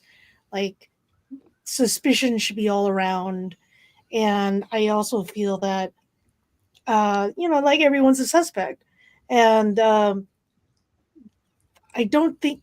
Again, this is also to the fact that they shouldn't be as jovial. It should be very tense, and maybe they should start a fight. Honestly, I'm kind of waiting for that. The office politics, you could certainly play with that, but I almost want to see like a little bit of action and a fight break out. So, and just to know that like nobody's trusting anybody, and like these are people I'm supposed to work with, but I can't trust them. So, and I'm sure that that can be done in dialogue, and even if they're about to like punch each other or even walk out of the conversation. So, or even threaten each other, like I'm gonna watch you. Not only am I watching you, I'm gonna make sure that if you make a mistake, I'm gonna tear you apart. So, so it's just, bitch talk. So, and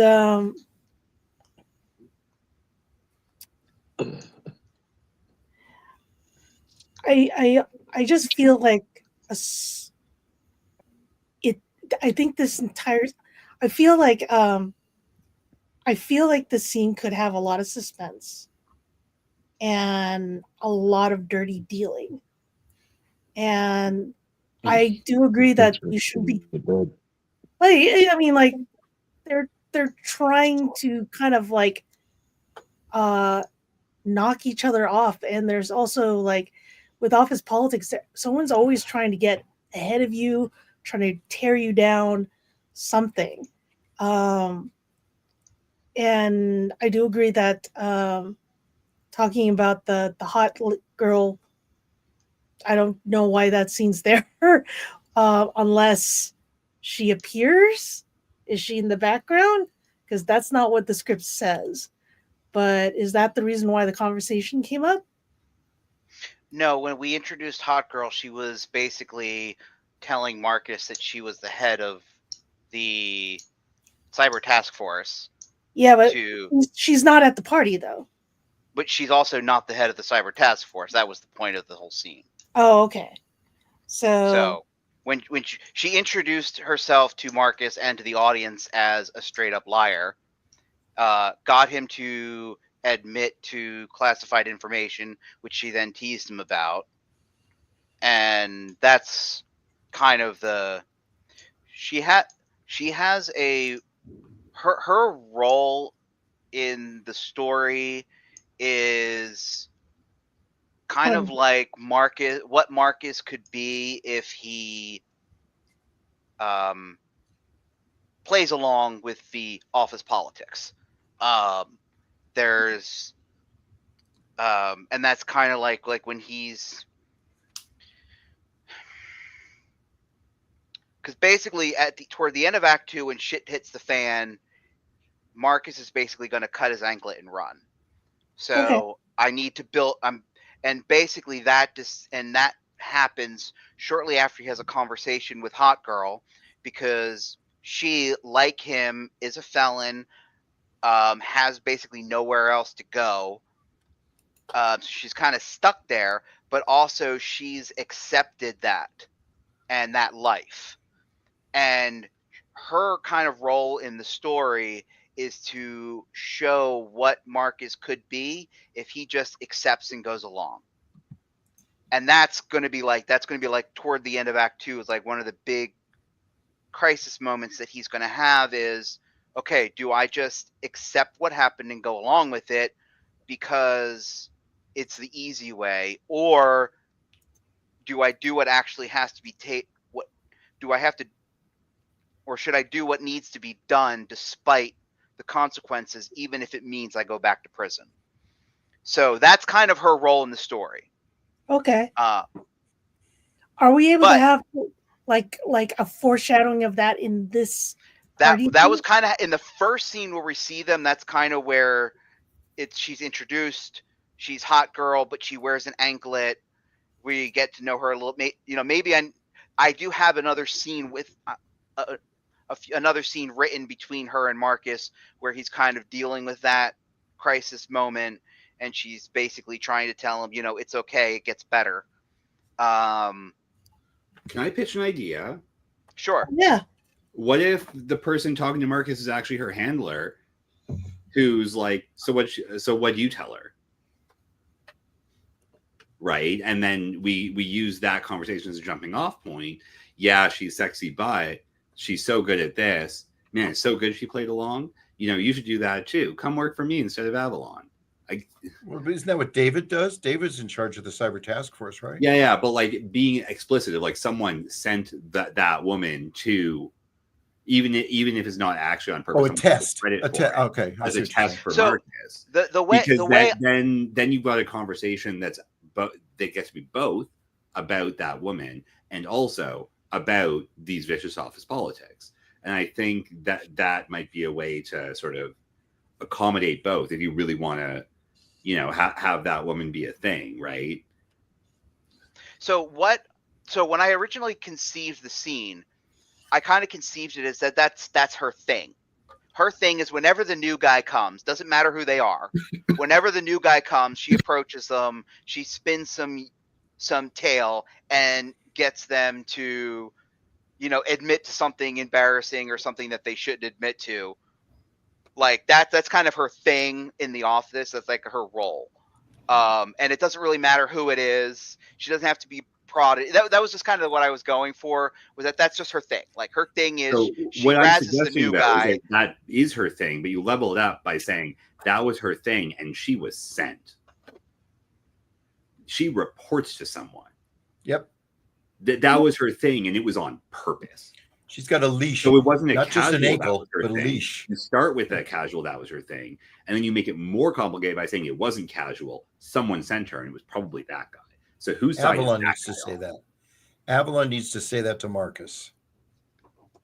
Yeah, like someone sent her. I don't remember. Like, no, it's not my job to know who everyone's like external agents are. And then someone reveals, yeah, I'm the one who sent her. And then, oh, who do I trust? The outcome of every conversation Marcus needs to have at the FBI is, oh shit, now who do I trust? Right.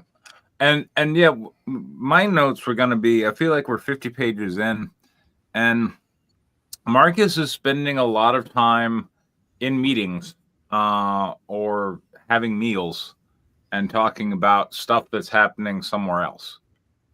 And that is true. Yeah, it's like an Italian TV series, Italian episodic TV series. Yeah. Yeah. And, they're like, in a museum or they're eating. Yeah. And he seems like really kind of passive. Like the world is kind of happening to him, like stuff. He's negotiating a lot with the FBI or his handlers, and there's the cute girl who played a trick on him. And I want something that's a little bit more actiony, of Marcus against the hacker, and he's got to chase down something. And right now, I'm not even sure what he's supposed to be chasing down. Like I don't know what the lead is. So, I mean, I'm guessing they had a big conversation that there was a messaging app that if he can get his old hex, then, although I'm not exactly sure what's going to happen if he gets his old hex, but presumably he'll talk to somebody. I mean, that's the thing where I'm starting to go, wait a minute, he's in meetings talking about getting a message app so that he can talk to somebody else. Like, there's a lot of talking. And yeah, anyway. It occurs to me, actually, that this is maybe the core of what we're all sort of saying, which is we don't know what Marcus is thinking, right? Like, I'm suggesting you need to make it tense by him not knowing who to trust. Like, it's okay if he's not acting because he hasn't made a decision yet. Or if you show him in his apartment clearly just being like, finally, I'm alone, I can go hack the planet even on the FBI phone. Show him getting around the security. He's that good.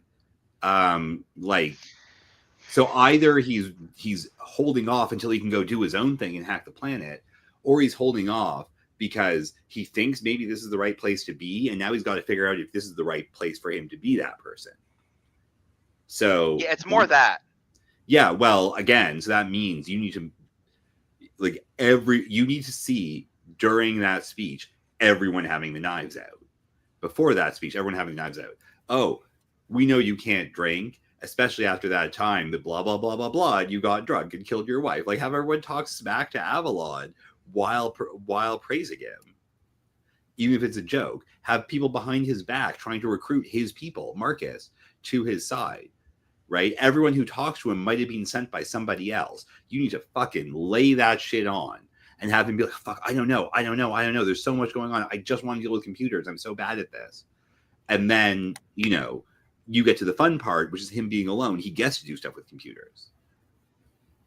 In fact, it occurs to me now, he shouldn't,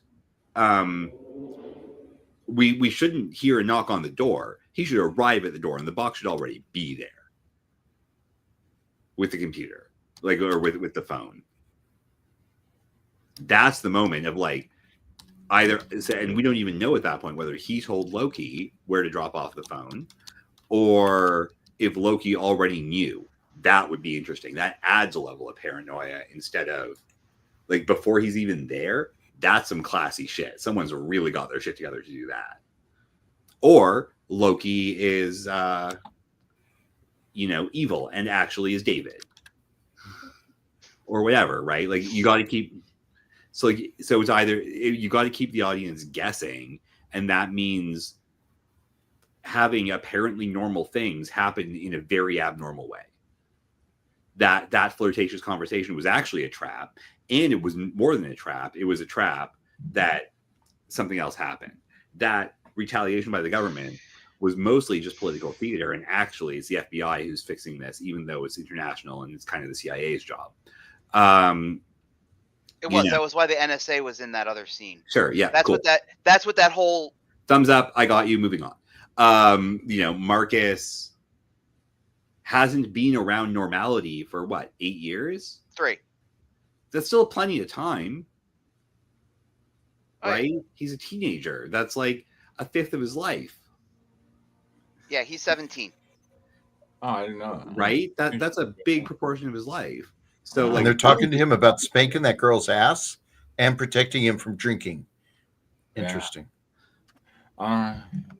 We have a short, 24-page short, but whatever, by Rutger.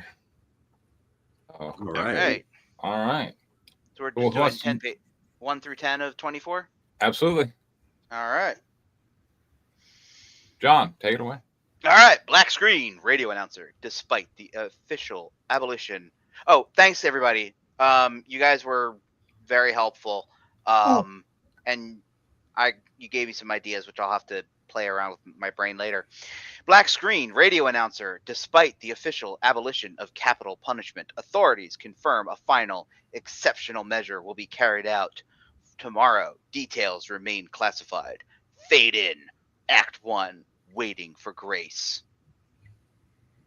If it's a screenplay, do we see Waiting for Grace on the screen? Because a good question. I would like to know that. If it were a TV script, it would just say Act 1, and then no one would ever show that to the audience. So that's what I'm assuming. All right. 24 pages, that's a half an hour show. All right. Okay. Yeah. Exterior, Paris, dawn, 1981. Fog coils around the cobblestone. The sea iron glistens under. It's a river. Dork. It's pronounced Seine. The Seine glistens. Sorry, I've never been to Paris. All right. I've never been outside of this country. What do you call the river in the middle of London, England? The river in the middle of London, England. You mean the Thames? I don't know the name of the river in the middle of London. I don't know the river of the name of the river in the middle of my own town. In Washington D.C. There's a river in Washington D.C. or wherever. In the Potomac. Yeah. Yeah. Oh yeah, the Potomac. That's yeah. where they land airplanes Yeah. and helicopters. Right, that's what it's for. Yeah. And something about canoes that one time. Anyway, a faint wind rattles iron fences and torn posters. A vendor, number 1, pins up the day's edition of Le Monde on a bulletin board.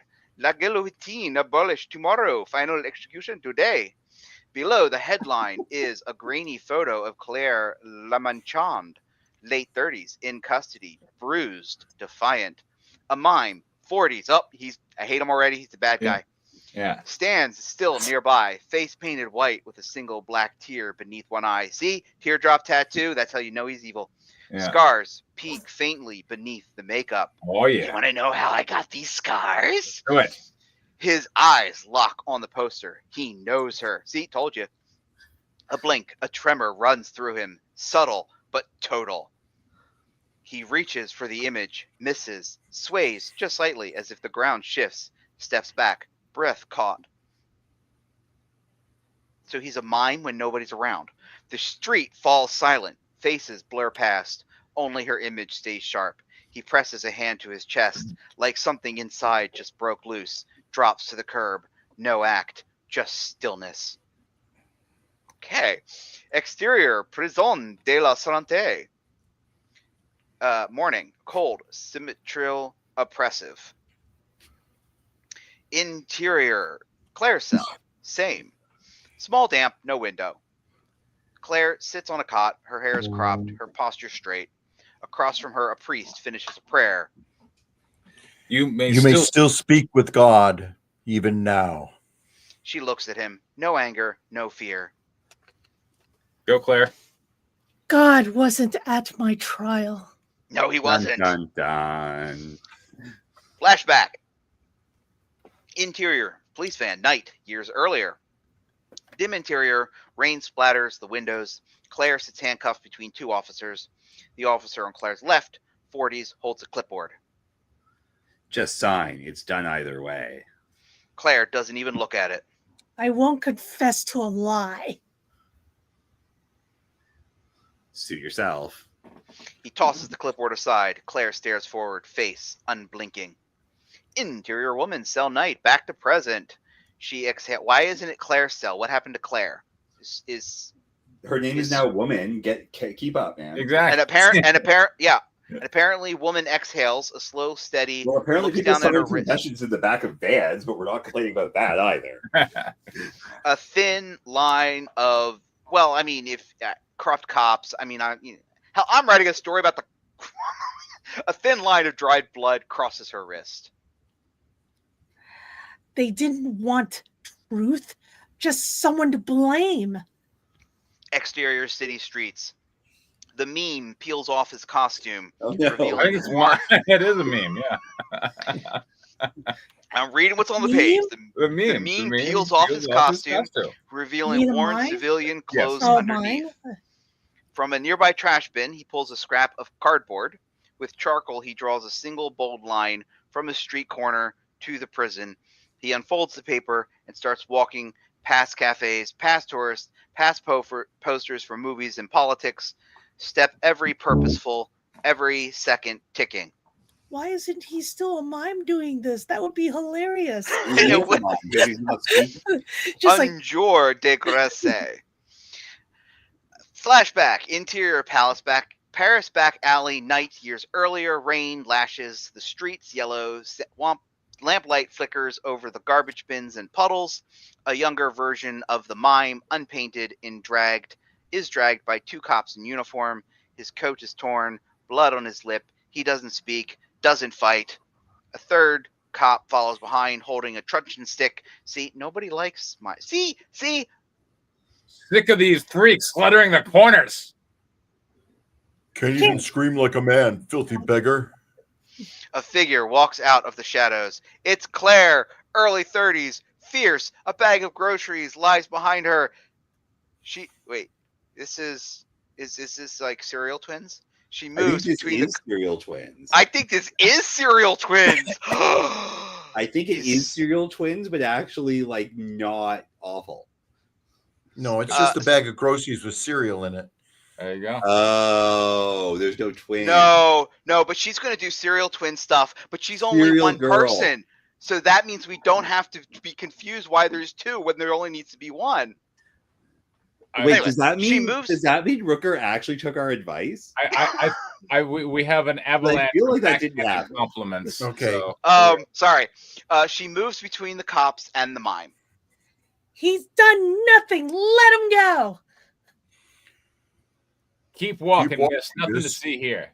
I'm cop one. She doesn't move. Okay. Instead, she pulls something from her coat. A camera. Flash. The bulb explodes with light. That's Try how you fight explaining crime. that to the paper.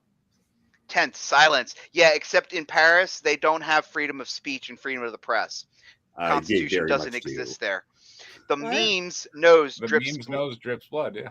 Yeah, the meme's nose drips blood. Her jaw clenches. What A scene is third cop lifts the truncheon. A blur. He There was a third swings. cop? She Is raises her arm. Swack. The blow lands on her wrist, shattering bones. She grasps just once, but stays standing. The cops hesitate, then back off. They glance at each other and walk away. You're lucky he's mute. He'd have hung himself with his own tongue. I like Cop 2 speaking like a possessed man with all the voices. I wonder if these were the same cops that were guarding Epstein's cell. They I don't disappear. The mime slowly straightens. Because he hung himself with his own tongue. He The did. mime Oh. slowly straightens, Really? unsteady, stumbles. She approaches. From under her coat, she pulls a soft scarf, but she doesn't hand it over yet. Instead, with a trembling wrist that's apparently broken, she gently That's dabs why it's his trembling. Yeah. She gently dabs his cheek with her scarf, wipes the blood from his nose. He flinches, then relaxes. Her own wrist trembles. Then, and only then, she offers him the scarf. Don't let them break you. He shifts one hand, pantomimes thank you. She half smiles, turns, doesn't look back.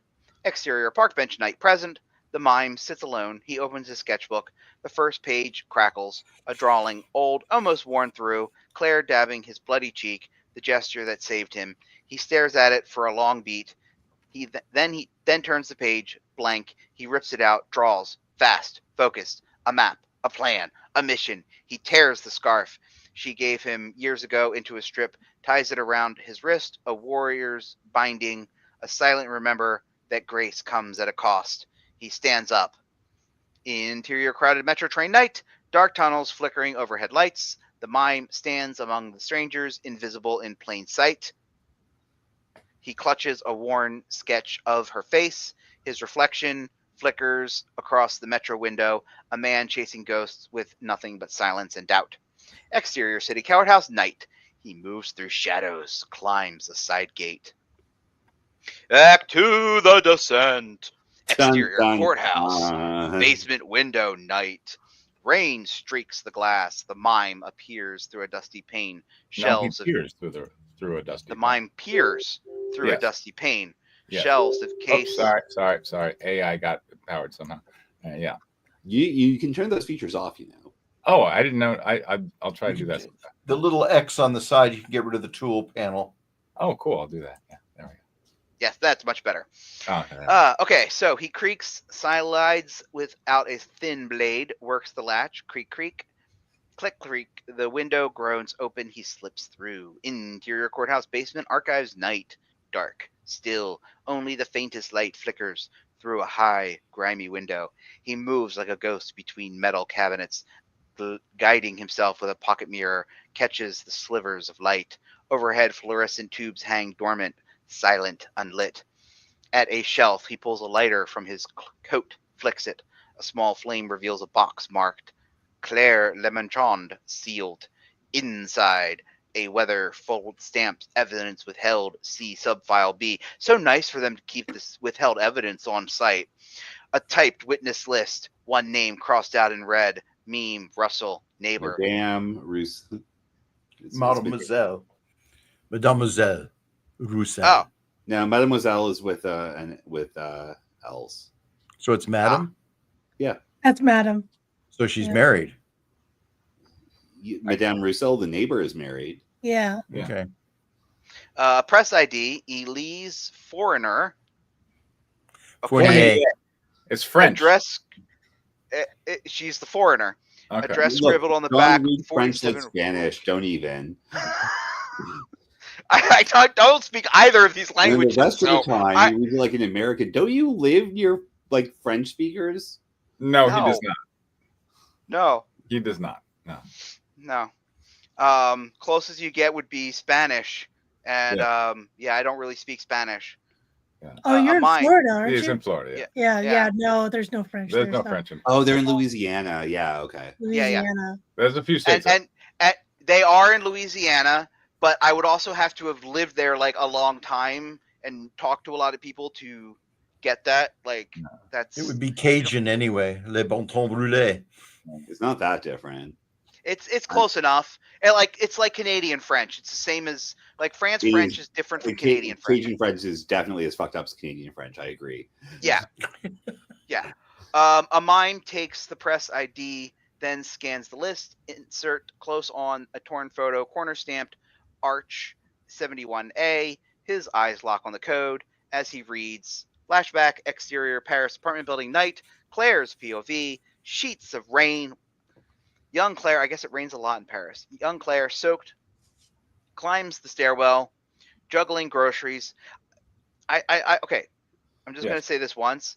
Young, I don't know. I understand this young Claire thing. If it's the same actress, you don't need to define her as Claire. If you're trying to designate that she's a different actress, give us an age. We know it's a flashback. We don't need to tell us that she's younger. She's like, I think we're in our unless- third level of flashback too. I Well, think. we're going present and back because the mime present stuff and back. is present and back. But my point is like, unless we're going so far back, you need another actress. It doesn't matter to us whether it's a week ago or 10 All years right. ago. Young Claire, soaked, climbs the stairwell, juggling groceries. She reaches her floor, pauses. The door is ajar. Then it's not ajar. Elise is flat. Elsa. Elsie? She hesitates, Elise. then steps toward Elise's door. Elise. Elise. Is it Elise? No, it's Interior Elise. Elise. Elsie. I thought it was Elise. Elise. It's definitely Elise. Elise. Yeah. Interior Elise's flat, night, continuous. Claire enters slowly. A faint glow spills from the hallway behind her, casting long shadows. Groceries still in hand. A broken lamp lies near the desk. The bulb cracked. The shade crooked. A body on the rug. Elise. Claire Uh-oh. gasps. Drops her groceries. Trembling, she kneels. Fingers, brush, the knife hand. Don't do that. Handle. Yeah, The what? knife handle. Yeah. Don't do that. That's evidence. Interior, Elise's flat, night. Claire looks up. Michael doesn't flinch, just stares. Who's the hell is Michael? Oh, wait, we missed a scene. Exterior, across the street, night. Through lace curtains, softly lit, a figure watches. Michael, 40s, face etched in quiet resolve, stands motionless. Interior, Elise's flat, night. Claire looks up. Michael doesn't flinch, just stare. How he got into the apartment, we have no idea. Match cut back to interior courthouse, basement, archives, back, night, back to present. The mind blinks, clutches a torn statement. Interior metro train, night. The car rattles through black tunnels, fluorescent bulbs scutter. The mime rides. The file corner stamped Arch 71A rests on his knee. He studies it, unsure what it means yet. He folds the fragment, tucks it away. I don't know how you film yet. Interior Elise's apartment, retired journalist, night. Is retired journalist a location or a time? I don't know. Dust don't know. dance. Dust Can I be a dances. retired journalist when I grow up? Does that make it a time? I'm really confused. Dust dances in. I mean, and why is she retired? Like, is she like old, or is she I thought she retired was because she's in dead. prison? She's dead. She's Pretty on sure the death last time row. we saw her, she was dead. As old as you get is when you're dead. Yeah. Oh, that's right. Elise is dead. That's right. Claire's the one that's on death row. Yeah. Dust dances in the mime flashlight beams heavy. Walls lined with notebooks, reel or real tapes. A cracked photo for maybe he means retired, like dead, like executed, No. retired. No, what I it mean. said it would say late. Keep going. Keep A going. cracked photo frame holds La Liberté, October 1975 newspaper clipping. Headline: Elise Fourier's final story. Hidden archive scandal exposed. Caption below a black and white photo. Elise shaking hands with a union rep, but signs it up. The union rep's the bad guy, I bet. A municipal infrastructure map. Red grease pencil. Archive municipal 7. Access point. Lingay 9. Hidden gate. Arch 71A. Restricted basement. Pre 76 files. The mime scans the desk. A shoebox labeled Claire Lemonchand, 1975. Inside, torn envelopes, clipped articles, a burned newspaper letter fragment. She didn't do it. She arrived after. I saw. A cassette labeled Michael, September 12th, 1975. He slides it into a battered tape recorder, clicks play. Michelle. He said you'd go. She said he'd go public. Fine, That fine. letter, you still have it, don't you? If I don't get the rest, everyone finds out what I did. You think I care? Let them. But she'll go down too. She kept copies, Raymond. The land deal, the kickbacks. If Elise talks, my father's name is ruined. I go to prison. I never meant to hurt her, but she wouldn't stop. Silence, then a click. Flashback, montage, silent. Claire entering Elise's apartment, blood already on the floor. Michael watching from across the street. Meme Roussel's silhouette behind lace. Madame Roussel. Madame Roussel, back in the room. The mime searches deeper. A typed note. Roussel confirmed timeline. Met Claire in stairwell 617. Too late to be killer. Margin, Roussel dead. No witnesses. Metro train, night. The mime rides again. Soot-streaked eyes hollow in his lap. The folded map, the code, the names. A tunnel light flickers outside the window. A wall flashes past. Graffiti, crude and urgent. Arch 71, keep out. The mime blinks, leans forward as the train slows. Interior shuttered platform, night. The train groans to a stop. Doors wheeze open. He steps out. Old tiles crack beneath his feet. Across the far wall, the same message repeated, but this time older, partially eroded. Arch 71, keep out. This isn't vandalism, it's a warning. He scans the darkness, a ruined gate, nearly hidden behind scaffolding. He pulls it open, it groans like a wound reopening. Exterior abandoned police archive, night. The mime eases through the gate. Interior abandoned police archive, night. Black cabinets lean like tombstone. Ash floats in his lighter's glow. He pries open a drawer. See Lemonchard, 1975. Ash spills out. One folder survives, charred but intact. He opens it careful. Inside, police report, partially burned. Witness, Madame Rousseau, met Claire on Rue Keller at 6:17 p.m. Too late to commit homicide. Stamped, received. Hand scrawled, disregard, witness now deceased. Emergency call log, see Lemonchard, Café Deus Mondes, 6:05 p.m. Scorched letter fragment, one torn scrap, ink faded, heat blistered, but legible. All right. 10 pages. 10 pages. That was a lot of narration, John. You did Yeah. a good job. Woo! You did a thing. That was the best French accent and pronunciation I've ever heard. Good Yeah. work. Thank you, Robert. That I want Yeah. you to do all the accents. Yeah. So, Yeah. All right. Perfect. So, Rutger, I want to say you've gotten way better. So Yes. That's I would like true. to think that maybe we played a hand in that, but I didn't see a single passive in that whole 10 pages. Excellent work. Nice, short little choppy blocks. Everything straight to the point. I felt most of it was fairly clear. yeah. We have a mime who's a crime fighter, apparently. He's trying to solve a mystery or something. I'm not sure why, but we'll get to that. And there's a murder mystery afoot in Paris back in the 80s. And it's a cute chemistry between like him and Claire. Yeah. Although I'm still trying to figure out if young Claire and Claire are We'll save that for construction. yeah, I don't know what's going on there. But overall, I think this is so far a vast improvement of what it is. It's there we can see conflict, we can see personality, we Yeah. can see character. Kind of curious what this mime does. I didn't think that he needed to change his outfit. he could have just been in mime and just walked out. Yeah. But He just broke it into the courthouse dressed as a mime. I love it. I love that. Breaking love into that. the dead person's apartment in order to read some notes. Man, dressed you as could a go like mime. really, you could go like French, like new I've wave been to Paris. There noir. aren't that many mimes. It would not be subtle. Yeah. I mean, you could go French new wave noir and have like this mime like in the rain. Like Yeah, you know what? I'm like, behind that. you see, looking all like. Is that why it's raining all the time? I mean, if Yeah, because it's noir, man. So it comes off as like French new wave noir. That's what it was all in my head. It was just like black, white, and a little bit of red. So John. Yeah, I think, and going back to like building off what Diane said. So, and this is also earlier what I said with Joseph's script too. Like when you do a short, it's really, really hard to make them stand out and make them unique. yeah, And I think if you do like what Diane was saying, a black and white, a very mime noir, and you have him as a mime the entire time, that will stay with people. Yeah. it will. People will remember that. They'll be talking about it.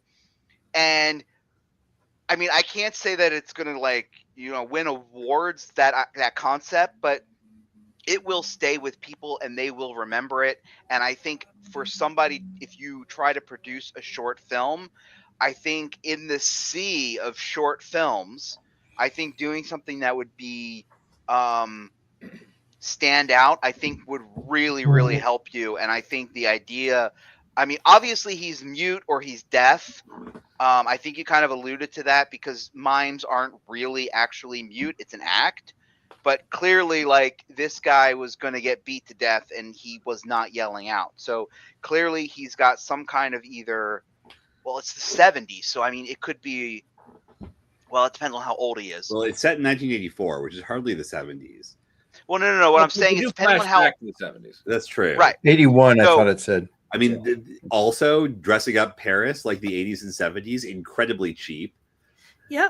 No. Hold on, My that's a point constructive is, credit. Hold up. point is, depending on how old the mime is, we could be talking like a war injury, something where he had his throat cut out, something along those lines. So that kind of leads into more of his character, and that's why he chose his profession. Which would But anyway, that all being aside, I mean, he's got some kind of physical or mental handicap because he doesn't talk. So that's cool. But yeah, my whole point was just like, yeah, feel free to just go into that, because then when he also needs to act, you talk about him blending in with the crowd, like he can do his mime thing and most people, may ignore him or they'll laugh at him. And then, I think that's Paris, kind of no cool. mime. Like the mime superhero, Homme les Vosges. What was the mime superhero from The Incredibles? the bomb. Bon voyage. Bon voyage. Bon voyage. Yeah. So you have like you have like your mime superhero. Like that would be like so cool. He dresses up as a mime and fights crime, and then he blends into the crowd with all the other mimes, and you don't know who the hell he is. Like That's kind of funny. yeah, I think that would be a really, really clever idea. And also, depending on, let's say he does something to help Claire get out of prison in the end, and that he needs to escape, it's a great way to tie off that whole mime thing and why he's in mime costume the entire time. Because that's like part of his whole plan is I'm going to escape with the mime parade. And then he puts her in a mime costume, and then they just flee into like into the crowd in front of the Louvre. That could be like, yeah, maybe he's got like extra makeup with him, and when he breaks her out of prison, That's his special power. I've got makeup with me. Okay, I'm gonna go with like okay. John's. I'm gonna go with John's suggestion about him having his throat slit, because did we just not have like a woman slit a wrist here? It seemed like it was implied. No, we saw a A streak of red blood. line. A plus a wrist, so you can use that as a motif. Mhm. So that Hey, would Anyway. motif the better. huh? Nothing. Joe. Anyway, I just think you should lean into your mimes. You got a good story here, and I think it has a really, really good setup, and I think it could really, really be a standout short film. And yeah, I think you should definitely lean into it. Danny. Yeah, so this was pretty interesting, especially suddenly the mime's the hero and like doing this jailbreak thing. There was a lot of really cool detail in the investigation that was interesting. It seems to all hold together right now, which is impressive, but I guess this is a short, so you thought it through. And it seems like no one is going on a pointless crusade to murder people until they can dispose the world of their reputation for violence. So this is already substantially better. Not yet. Yeah. Well, he's got 14 pages in which to do it, so he's definitely made that turnaround faster. And I wouldn't be surprised if he did, but I would be disappointed. Robert. So yeah, no, this is pretty interesting so far. Well, I'm going to do something that's a little bit different for the group. I'm going to take the story as it is. And I wouldn't really change anything about it except cleaning up, obviously, some of the narrative. And I got a little confused on the flashbacks. I wasn't quite sure what year we were in, but labeling Claire as younger Claire or whatever it was helped identify what was going on, so that I get where everybody is at. I think the idea of a mime with aphasia is a way to deal for a character to deal with their limitations. It worked for me in that regard. That he becomes a detective. I can go to the constructive on that, and I will then. But the idea that he's curious about what's going on and trying to solve a crime in parallel with a flashback is a very complex kind of thing to set up, and I think it was conveyed that that's the case. We're dealing with her current situation, what happened while she's in jail, and him investigating what's going on. So that's going to be a delicate balance in keeping everybody oriented as to what time zone we're in. And you've got the elements, the bones, if you will, of that happening. So I liked where that was at. I think that mime character could be very interesting. I need to know who the other characters are at some point. I don't know that Danny's hope for the next 14 pages to clarify much of that is possible. But, anything's possible with writing if you spend enough time on it. So there you go. How could it be made better, Robert? Well, for one thing, I've alluded to not understanding who the hell all these people are that were introduced. Rousselot, I kind of got the idea that she's a person. I don't know why she's dead until Michelle comes out of nowhere and kind of explains that. Alludes to revelations about their illegal activities, but it's a little too jumbled in terms of where he is finding the stuff. He breaks into the secret headquarters, gets a secret file, and reads all this stuff in the open on the metro. It doesn't seem like what he would do. A mime would have a secret place. He would have a secret place that he hides. I just You mean like an apartment that he lives in? Well, I'm thinking like a garret of some sort in Paris, with the louvered Mime windows. is not a kind of superhero. He can just have an apartment. He's a normal person. He is not a superhero, but he has dark places that he goes. This is what makes it noir, and I think that this is that concept of it, where nobody's really clean, nobody's really innocent, and everything is dark and a little bit dismal, and things don't look good for everybody. No happy ending. That needs to be emboldened in this first stages of what's going on, rather than just acts that occur. Somebody's hit, somebody's cut, somebody's told this is it. We need a little more reasoning as to why these people are in this circumstance, not just things that happened. I don't see the plot happening here. It's just things that happen. So I would clean that up a little bit. Otherwise, I like the idea that I like the character of the mime being a detective for some reason. It would be wonderful if we're going to rewrite the story. I said I would stick with it, that the background of it is that he is in mime face and stays in mime face simply because he used to be the lead detective in something, so he has all these skills in place, and this is the crime that he was never able to solve while he was the police officer. He received an injury in some sort of gun battle where he was disgraced, and he hides as a mime, secretly solving these crimes, not as a superhero, but as a guy who is just driven to do that kind of stuff. That's where I would see it going. Could be a great character for a lot of series. Danny. Okay. Although Robert's wish list is incredibly compelling, I think I have a pretty good idea that this story is about a mime who has decided to try and save someone who saved him earlier when they were both younger. So going under the assumption that the story you put on the page is in fact the story you're intending to tell, here are my notes. One, you don't tell us what year it is in the flashbacks, which is a problem because you're already in the past. Is it 70? Is it 75? Is it the same year? Is it like the day before this putative murder? Whatever.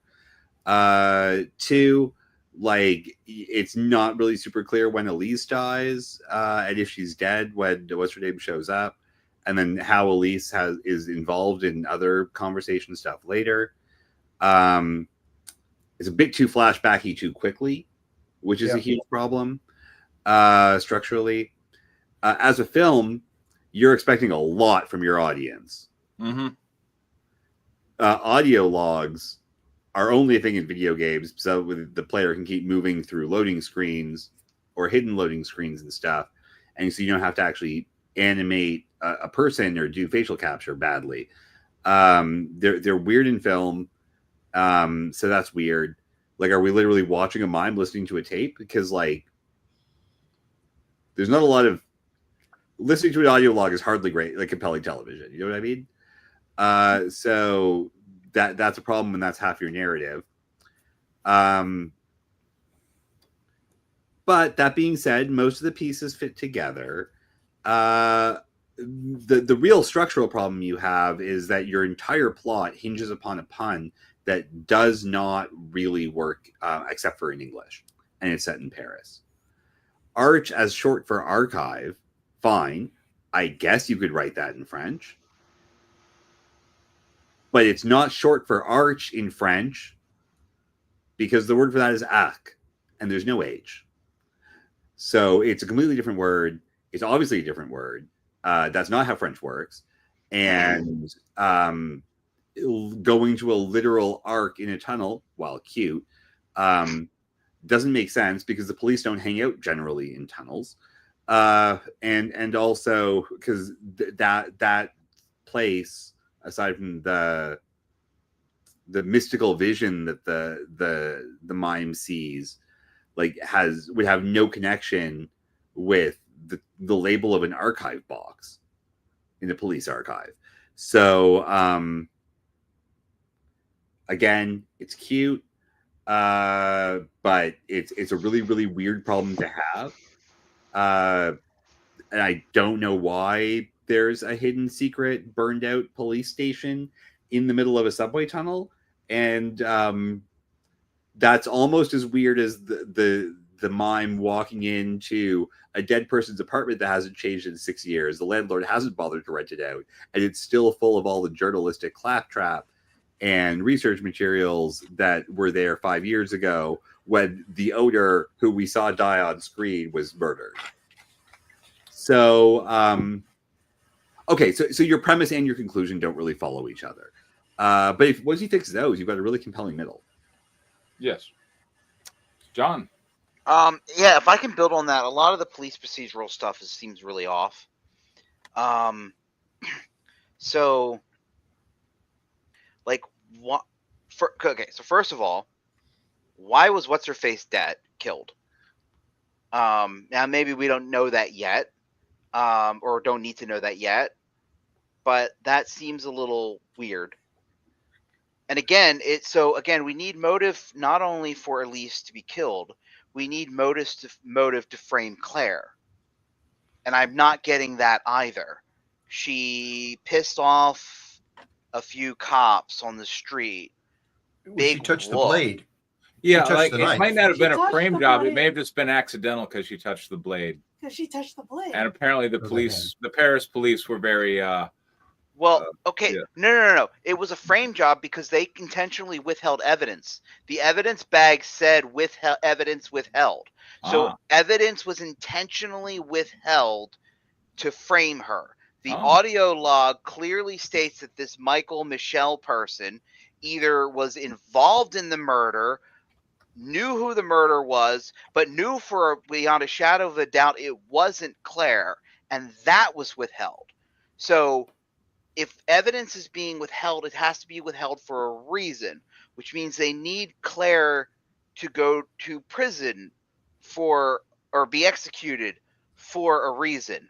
And then the opening line made a comment about how execution was outlawed, but they make exceptions in heinous crimes. How is this a heinous crime that warrants like CSA warrants bringing back a regular murder? War crime. It's totally a regular crime. Yeah, this is a completely regular crime.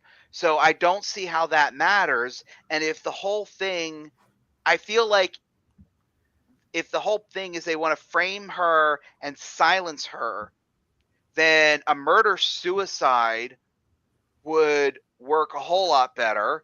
And this is the frickin' 80s, back when Don't Ask, Don't Tell was a thing. They could make them like be a lesbian lover quarrel thing and just dock it up that way and call it a day. And then nobody will it's just a couple dykes, killed her partner and then killed herself. We don't give a crap. And they don't wear shirts.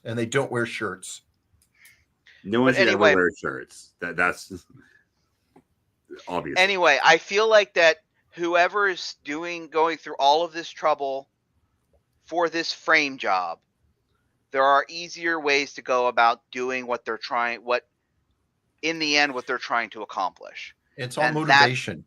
It's missing. I feel like that's what's kind of where it's weakest, is that they're going through a lot of hoops. The conspirators are going through a lot of extra hoops that they wouldn't necessarily have to. And a conspiracy, in order for it to work, it has to be like as simple as possible, and so simple that nobody questions it. And I just feel like there's too many things that lead opening to questions. Like, evidence should have been burned. It should have been destroyed. It should have been, I don't know, maybe that's why they burned the whole archive building down. They burned a whole archive down to destroy evidence for one person, but clearly they didn't do good enough job, because a mime 5 years later can walk into this evidence room and find it. So I just feel like it's just a little overcomplicated, and I feel like the conspirators could get away with this a lot easily than the way that they set it up. And that's where I would also say might want to look at that. But definitely keep Mime Detective. Mime Detective is spot on. It's unique, it's original, and I think that's a good that is definitely good enough that I think it just makes it stand out, because it's I agree with that. unique. I agree that character is very interesting, and I would love to just know how he got those skills, and that would be cool. Maybe you just read one too many detective novels. Silent detective doing stuff, very cool. So it's cool, but it's challenging. And I will give an example, right? There's an unfilmable in there where he sees the same signage, Arch 71, like wanted in, and says this was a warning, not a, I forget what the exact line was out of the thing, but essentially it's a warning, not just a sign. And then that it says, the script says that. Well, there's no way to film that. And okay, well, typically maybe we could work it in dialogue, but it's a mime by himself. So the only way to really work it in is to have the mime start to mime out some cautionary moments there of thought bubbles. Yeah. The thing is that I don't know how you're going to do the detective reveal. like Yeah. when he tells you how he solves the murder. Like typical thing is like in Poirot, where they bring all the suspects into a room and then he has to explain how he got into that conclusion of who is the murderer. Right. How's the mime going to do How is a mime going to do that? Yeah. And Like Clue, run all over the house. Run over the house. Yeah. Colonel Mustard. Colonel Mustard. Colonel Mustard in the thing. So the thing is that I would recommend that this woman that he meets becomes the Watson. Right. Or the Hastings. Right. Because then if there's a second character there, I can go, a second sign, this must be a warning. Like, now you can say it. You can say it and then he can like agree and then like do something to communicate. But that breaks the whole gimmick of the silent. I understand, but the thing is that it's a short. Yeah. So, but it would allow a lot of, like what you kind of need with a mime. You kind of do need some type of interaction in order to translate what he's saying. Mm-hmm. So, otherwise, it would make an interesting silent film. And then you could make it into a Mr. The Bean. artist. Yeah, do it. I mean, this would be an interesting silent film. Yeah, this would be a very interesting way. Like Mr. Bean is actually like I enjoy it very much, but he does talk every once in a while. But the thing is that for the most part, he is silent. You can do that. It can be done. I don't know how you're going to do it as a mystery. That's the thing. Yeah. I understand how you can do it as a comedy and as a slapstick, but not as a mystery. Particularly like how is he going to explain this to the cops if he finds the suspect? There's a great silent film. There's a great silent film that does that. It's called The Overcoat, and it's from the German golden cinema period of the 20s, and they manage it quite well, the investigation and everything. It's so it's doable. It is doable because I've seen the Copper Beaches from 19, I believe it's 21, and there was no Tilett cards in that thing, so you're watching the entire mystery completely mimed out in pantomime, and it is actually terrible. It's terrible, and he's just like. I loved how Holmes was just kind of like, and he's gesturing to him very broadly, like, be here at this time, spinning around his watch at 10 o'clock. And he's like, with all his fingers going 10 o'clock. And the guy's like, yes, like this. And I'm going like, oh my God. So what is this? That sounds hilarious. Now I want to watch that. Yeah, because there's supposed to be a killer dog in this, and he's supposed to stop the Hound of Baskerville. No, this is Copper Beaches. Okay. So Copper Beaches. So it's actually a woman being locked up by her father, and she has to escape. And there's also a killer dog in the yard, and he's like, meet me here in 10 minutes, or your father will beat you or will kill someone and all this stuff. And I'm like, where's the dog? So there's supposed to be a killer dog. So all right. But it came off like extremely comical when that entire story is actually remarkably serious because it deals with child abuse and neglect and forced imprisonment and forcing her to sign a document to give like her estate over to the father. So and all this other stuff. And it was kind of weird trying to translate all that completely in pantomime. So it didn't quite come out as serious as it should. Because this one, if you allow an assistant, you can definitely make this both comical, but also really serious. So, because you're dealing with like a murder and possibly a attempted suicide if you're, because if it's blood across her wrist. So, and those are serious It subjects. was across her wrist. She wasn't trying very hard. Oh, okay, yeah. It was a cross. She wasn't trying. Up the street. That's how you do it. Okay. So, just saying. Not that I want you to do that. Just saying. So, yeah, I'd say you can do that, and also you can also gain sympathy, as John suggested that maybe he got his throat slit again. Maybe it's something that's kind of personal to the mime, and therefore that would gauge sympathy for the assistant, the girl, whatever. That is depending on how you could do this, because again, you have 14 pages left. So, All right, there we go. Draco submitted a short, but we'll get to that next time. hey, what's this? Wait, Draco actually wrote a short. He wrote a short last he week. wrote a short last week. We gave him some notes, and it's actually one of his best works. I was very sad. Well, he is pretty good at writing 10 pages at a time. Yeah. Yeah, you made that comment in Discord. Yeah, we actually did praise him on the short was actually not that bad. Because it really helped to lean for the into backhanded his compliments. Yes. Not that bad. I was like, actually not that bad. As I complimented, it's like, this is probably the best thing you've written so far. And Well, now I'm slightly sad I missed that, but I got to yell at people about chickens. Yeah, that's true. Can we show the chicken now? Can we show the chicken now? It was stop shaking the chicken so aggressively. We're in a close up and you see both you and it. There was a lot of that. Like, just dude, stop waving the chicken.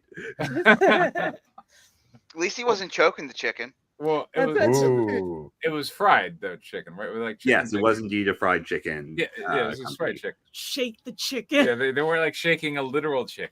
Oh, that's so sad. That would be differently funny. That would be differently funny, yeah. But we were not selling dead chickens. We were selling fried chickens. Yeah. Okay, all right. Well, fried chickens are dead. I would hope they're not alive. I mean, traditionally, yes. Yes. All right. Can we show the chicken? Chicken! All right. Next week, we'll go over Draco's script and stuff. And we'll probably have some more Lords of Iron. What's that say? Did you click that already? They do. It's just called... I don't know. I don't know what that was in regards to. Anyway, all right. Next week. Take care, everyone. Good night. Night. Ciao, Good night, babies. everybody.